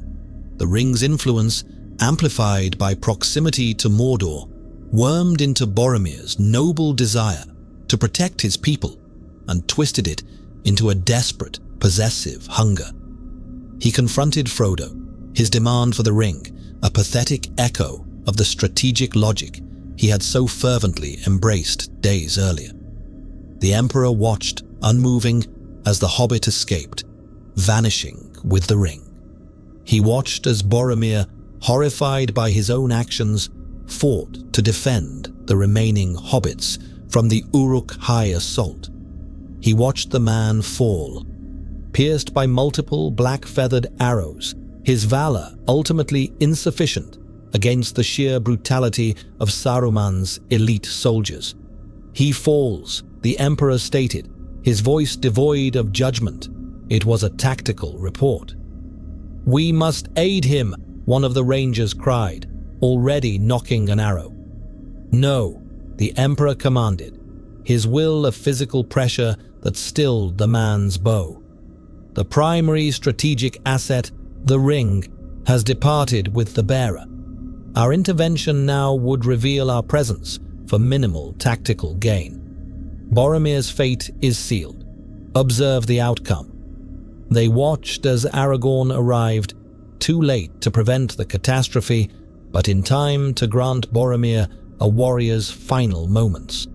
The Emperor noted the exchange, the confession, the acceptance, the passing of authority. It was a poignant, human moment, rich with the emotional weight that this world seemed to cherish. The Emperor filed it away as data on mortal psychology in extremis. As the Uruk-hai retreated with their captives, Merry and Pippin, Aragorn made his choice. He would not follow Frodo. He would pursue the hobbits, honoring Boromir's last wish. It was a decision rooted in loyalty, not strategy, a fatal diversion of resources from the primary objective. "Sentiment overruling logic," the Emperor murmured. "A predictable but costly error. My lord, they have taken the halflings, the ranger captain said, his voice tight with anguish. "And Boromir is dead. His utility to our mission has ended. The new variable is the capture of the two lesser hobbits. Aragorn's pursuit creates an opportunity. An opportunity? For what? For the test of my compromise to reach its conclusion," the Emperor said, his gaze turning south toward the looming shadow of Mordor. The ring-bearer and his guardian now travel alone into the heart of the enemy's domain. Their chances of success, while never high, have diminished to statistical insignificance. Aragorn and the others are distracted. The path is clear. He turned to his remaining rangers. Their faces were pale, their spirits shaken by Boromir's death and his cold analysis of it. "Your part in this is over," he told them. "Return to Minas Tirith. Inform Denethor that his son died with honor, defending the innocent. Tell him the Emperor now moves to enact the contingency. The fate of Middle-earth will be decided in the next 48 hours, not by hope, but by will, without waiting for a response." He turned and began walking toward the river. With each step, his form seemed to blur, harmonizing with the light and shadow of the landscape. By the time he reached the water's edge, he was invisible to mortal sight. A shimmer of heat haze, a trick of the light, a note of dissonance expertly woven into the music of the land. He moved south with impossible speed, a golden ghost traversing the broken hills of Emin Muil. His mind, no longer constrained by the need to manage mortal followers, expanded to its full operational capacity. He was a sensor net, a strategic computer, and a weapon of mass destruction contained in a single form. He found their trail easily. Two small, weary beings leaving traces of desperation and fear. Frodo and Samwise were brave, but bravery was a poor substitute for capability. They were lost, physically and spiritually, descending into a landscape of despair. The Emperor shadowed them, observing. He watched the pathetic struggle with Gollum, a creature so corrupted by the ring, it was less a person and more a walking addiction. He observed the hobbits' compassion, their decision to spare the wretched thing, to even employ it as a guide. It was an astonishing display of either profound wisdom or catastrophic foolishness. The Emperor's analysis leaned heavily toward the latter. The critical moment came at the Black Gate. The Emperor watched from a high ridge as the three small figures gazed upon the impossible fortifications of the Morannon. He felt the wave of despair that washed over the hobbits. He heard Frodo's defeated declaration that he could not go this way. He observed Gollum's manipulation, the suggestion of an alternative path, a secret way into Mordor. It was a trap. The Emperor's strategic analysis, cross-referenced with the geographical data he had absorbed in Minas Tirith, indicated a probability of 97.4% that Gollum was leading them into a dead end or an ambush. The path led toward Cirith Ungol, a place that radiated ancient evil, a fortress held by things that would make quick work of two hobbits. This was the failure. This was the moment his compromise had anticipated. Frodo Baggins, for all his courage, was broken. He had reached the limit of his endurance and was now following the guidance of a treacherous, broken creature toward almost certain capture or death. The ring would be taken, and Sauron would achieve absolute victory. The time for observation was over.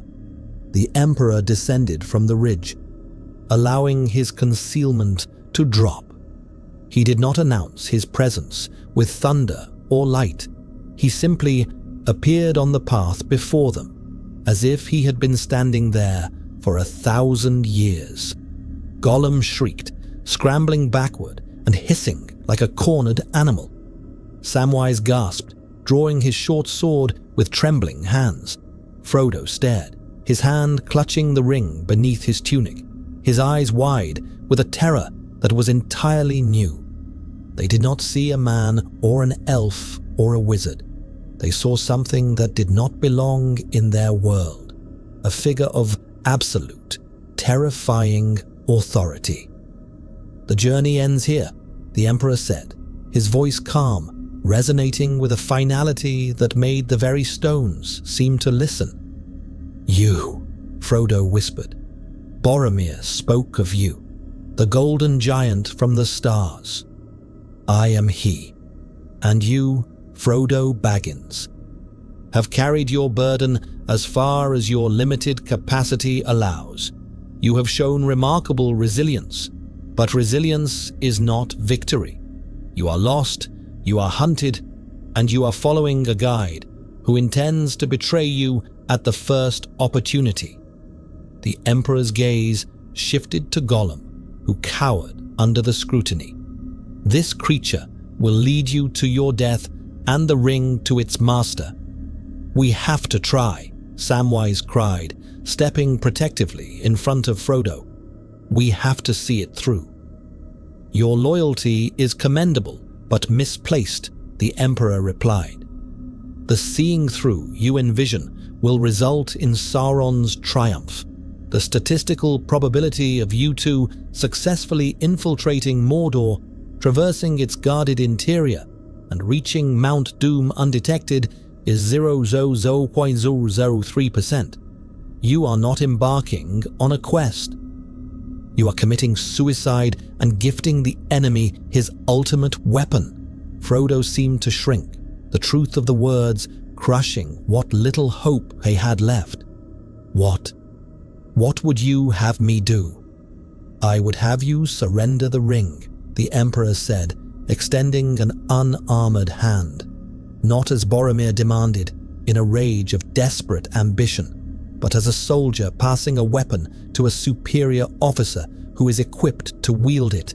"Give it to me, and I will finish this.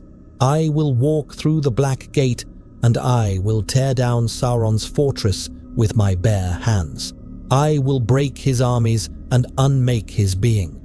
You have my word that the ring will be destroyed once its purpose is served." The air grew heavy. The ring on its chain seemed to burn against Frodo's chest. The Emperor could feel its will, a frantic, shrieking thing of pure malice, urging the hobbit to refuse, to flee, to do anything, but hand it over to this golden being whose presence was poison to its essence. Frodo's hand moved slowly, trembling, to his neck. His fingers closed around the chain. The struggle was visible on his face, the weight of the world, the failure of his strength, the terrifying offer of relief. Sam watched, horrified, understanding the necessity but feeling the wrongness of it all. It was Gollum who broke the stalemate. With a scream of, "Thief! It hates the Golden One! It warns us!" the creature launched itself not at the Emperor, but at Frodo. It was a desperate, insane attempt to seize the ring and flee from this terrifying new power. The Emperor did not move. He simply looked at Gollum. His gaze was not a physical force, but a metaphysical one. It was the focused application of his will, harmonized with the music of Arda, to sing a single, devastating note. "Cease." Gollum froze in midair, suspended a foot off the ground. He did not struggle. He did not scream.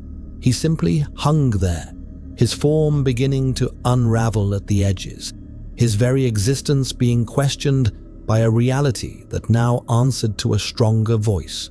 With a sound like a sigh, the creature that was Gollum dissolved into motes of fading shadow and was gone, not killed, unmade. The Emperor returned his gaze to Frodo. "The ring," he repeated, his voice leaving no room for negotiation. Tears streamed down Frodo's face. With a final, shuddering breath, he lifted the chain from his neck. The one ring dangled, a simple band of gold that seemed to drink the daylight. He took a step forward, his arm outstretched. And then he stopped. His eyes widened, not with fear, but with a strange, serene clarity. He looked at the Emperor, and for a moment, he seemed to see through him, to the countless worlds conquered, the trillions of lives shaped and directed, the absolute lonely tyranny of a being who knew only one way. "No," Frodo Baggins said, his voice quiet but firm. He closed his hand around the ring and pulled it back. "You would not destroy it. You cannot. You see it as a tool, just as he does. You are not our salvation. You are another kind of shadow." The Emperor stood perfectly still. The rejection was not just a refusal, it was an indictment. It was the proof of Galadriel's warning. This hobbit, this simple being from a simple race, had seen the truth that armies and empires had missed. The compromise had been tested. It had failed.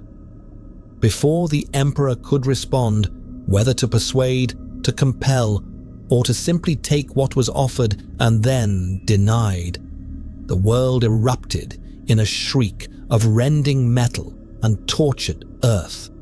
The air filled with the roar of war horns and the rhythmic tramp of countless iron-shod feet. The Emperor and the hobbits turned as one. The massive gates of the Morannon were grinding open, and an army of Mordor, 10,000 strong, was marching out. Not to patrol, not to raid. It was forming ranks, preparing for battle. At its head, atop a monstrous fell beast, was the Witch-king of Angmar, his terrible flail burning with black fire. He was not looking at the hobbits. His empty gaze was fixed solely on the Emperor. Sauron was done observing. The Dark Lord had sent his answer. The Emperor looked from the advancing army to the two hobbits, who were now backing away in terror. The path to the secret stairs was open. His choice was upon him. Honor his word to Galadriel and the hobbit, allowing them to continue their near-suicidal mission while he stood aside, or acknowledge that the test was over, that the time for contingency was past, and that the only path to victory now lay in the absolute, uncompromising application of force. The master of mankind made his decision. The air itself curdled with the promise of slaughter. The hobbits, Frodo and Sam, were forgotten, two insignificant specks fleeing into the rocky wilderness toward Cirith Ungol. The Emperor's entire focus narrowed to the tactical problem arrayed before him. A full battle group of Mordor, comprising regiments of orcs, companies of disciplined Uruk-hai, trolls hauling massive siege engines, and cavalry of warg riders harrying the flanks. At its head, the Witch-king served as Sauron's will made manifest. This was not a skirmish. It was a declaration. Sauron had committed a significant portion of his forward strength to a single objective, the annihilation of the Golden Stranger. The Witch-king's voice boomed across the desolation, amplified by sorcery and hate. The eye sees you, anomaly, you who stand outside the music. You will be unmade, and your fire will be extinguished in the dust. The Emperor did not respond with words. He responded with action. He took a single step forward, and the ground for 100 yards in front of him turned to molten glass. Orcs in the front ranks screamed as their feet were instantly incinerated, their bodies toppling into the searing pool. The Emperor took another step, and the air around him began to shimmer with unleashed energy. He was not drawing on the warp. He was imposing his own will upon the music of Arda. forcing a new, brutal theme into existence, a song of absolute, uncompromising order that rejected the chaotic evil of Mordor. He was no longer harmonizing, he was composing. Bolts of psychic lightning refracted through the lens of Middle-earth's metaphysics as searing golden light. Lanced from his outstretched hands, they did not merely strike targets, they rewrote them. Uruk-hai warriors ceased to exist, their matter converted to harmless light and warm air. A troll bellowing a challenge was struck and transformed into a statue of pure salt, which then crumbled into dust. The army of Mordor recoiled. Their courage, born of dark magic and fear of their master, wavered before this display of annihilating power. But the Witch-king drove them forward. He is but one. Crush him. The Emperor became a whirlwind of destruction. He moved through their ranks not like a warrior, but like a natural disaster. His sword, a blade of pure energy that had not existed moments before, materialized in his grip. Every swing did not cut, it erased. He was the embodiment of the principle of negation, a living null field against which Sauron's corruption had no power. He was demonstrating, in the most visceral terms possible, the difference between a dark lord and a master of mankind. The Witch-king descended, his fell beast screeching, his mace swinging in a blow that could shatter fortress walls. The Emperor did not dodge. He caught the flaming weapon in his bare hand, and the dark fire guttered and died. With a contemptuous flick of his wrist, he shattered the mace's head into 1,000 fragments. "I told you," the Emperor said, his voice calm amidst the cacophony. "I am beyond death. Your petty curses and spectral threats are meaningless to me." He reached out and grasped the Witch-king by the throat. The Nazgul's incorporeal form, immune to mortal weapons, offered no resistance. The Emperor's grip was not physical. It was ontological. He was not choking a body. He was challenging a concept, the concept of undeath bound by Sauron's will. "You are a flaw in the pattern," the Emperor stated, "and I am the correction." Golden fire, the anathema to all that was unnatural and corrupt, erupted from his hand and engulfed the Witch-king. The ringwraith did not scream. He came apart. His black robes dissolved. His armor turned to rust and fell away. The ancient, vengeful spirit within was not banished or sent back to its master.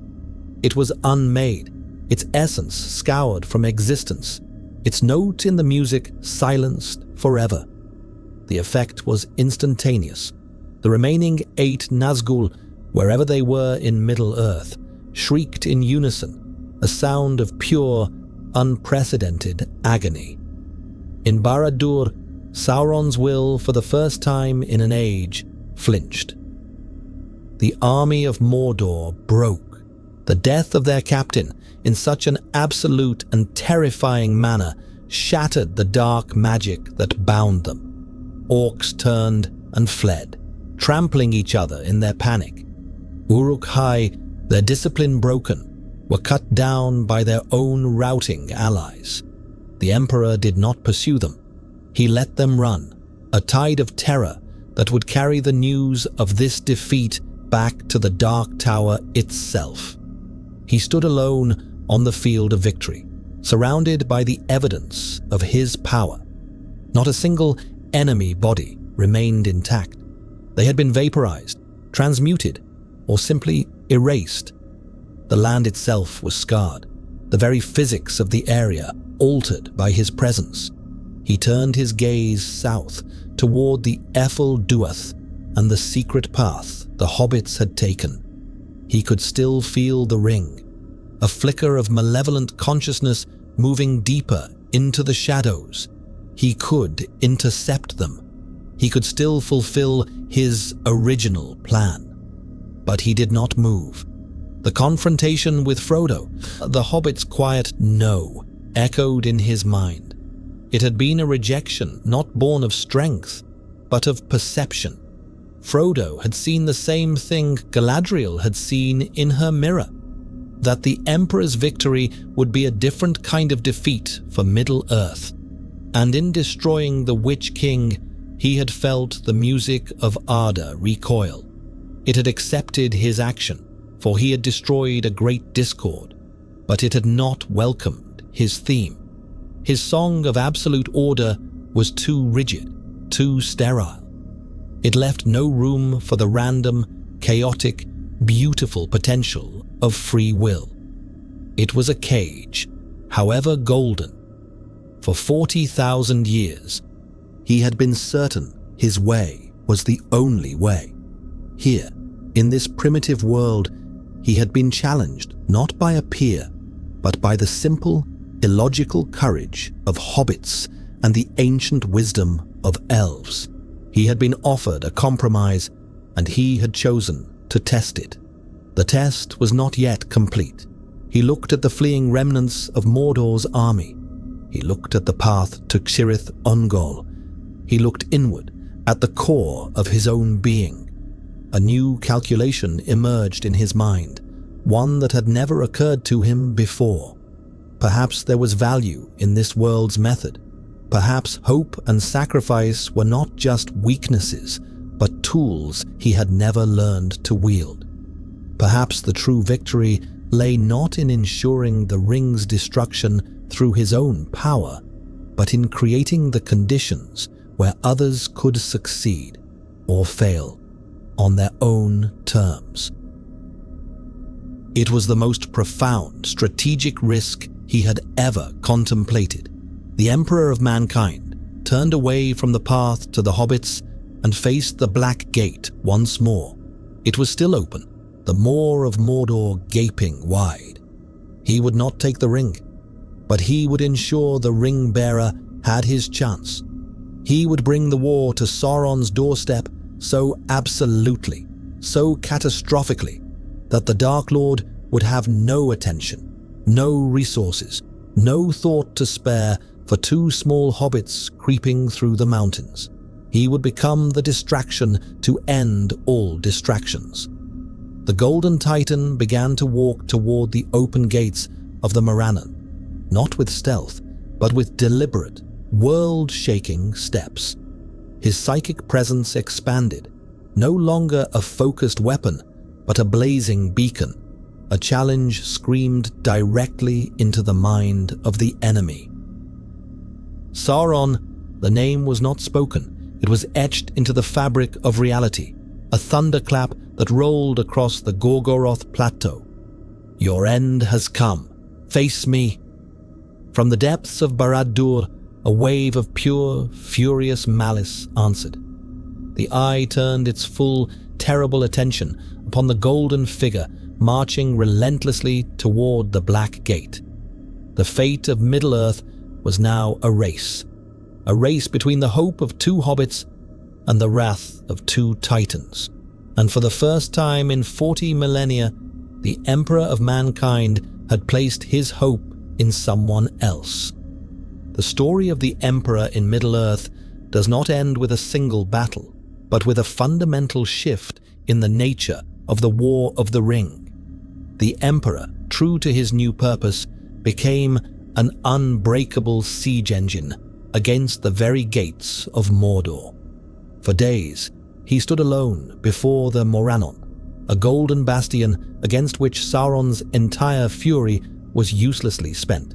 Armies broke against him. Sorcery dissipated at his presence. The Dark Lord, in a rage of fear and hatred, was forced to recall all his forces, including the Nazgûl, to defend his homeland from this single, incomprehensible threat. This diversion, this ultimate strategic sacrifice, created the opportunity that changed everything. While the Emperor occupied the entirety of Sauron's gaze, Frodo and Samwise slipped through the shadows. their path made clearer by the absence of patrols drawn away to the Black Gate. The battles at Minas Tirith and the Pelennor fields never occurred. Gondor's strength was preserved, its hope kindled by the legend of the Golden Stranger who had drawn the enemy's fangs. The Emperor did not conquer Middle-earth. He bought it time. He purchased, with his own relentless presence, the space for a hobbit's mercy and a gardener's loyalty to reach the cracks of doom.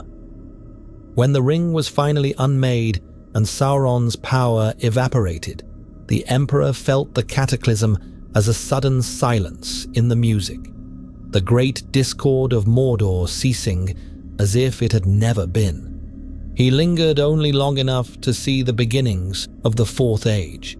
He spoke once more with a returned, now white Gandalf, the two ancient beings acknowledging each other with a respect forged in mutual understanding of the choice that had been made.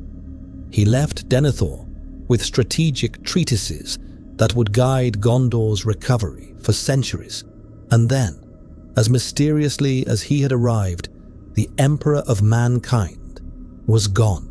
A rift of golden light, a final fading chord in the music, and he returned to the eternity of war and sacrifice that awaited him in the 41st millennium. He left behind a world saved, not by his designs of conquest and genetic perfection, but by the very qualities he had once dismissed as weaknesses. And in the silent depths of his own cosmic solitude, the master of mankind carried with him a new, unsettling, and potentially revolutionary datum. That sometimes the most powerful thing one can do is to have faith in the small, the weak, and the kind.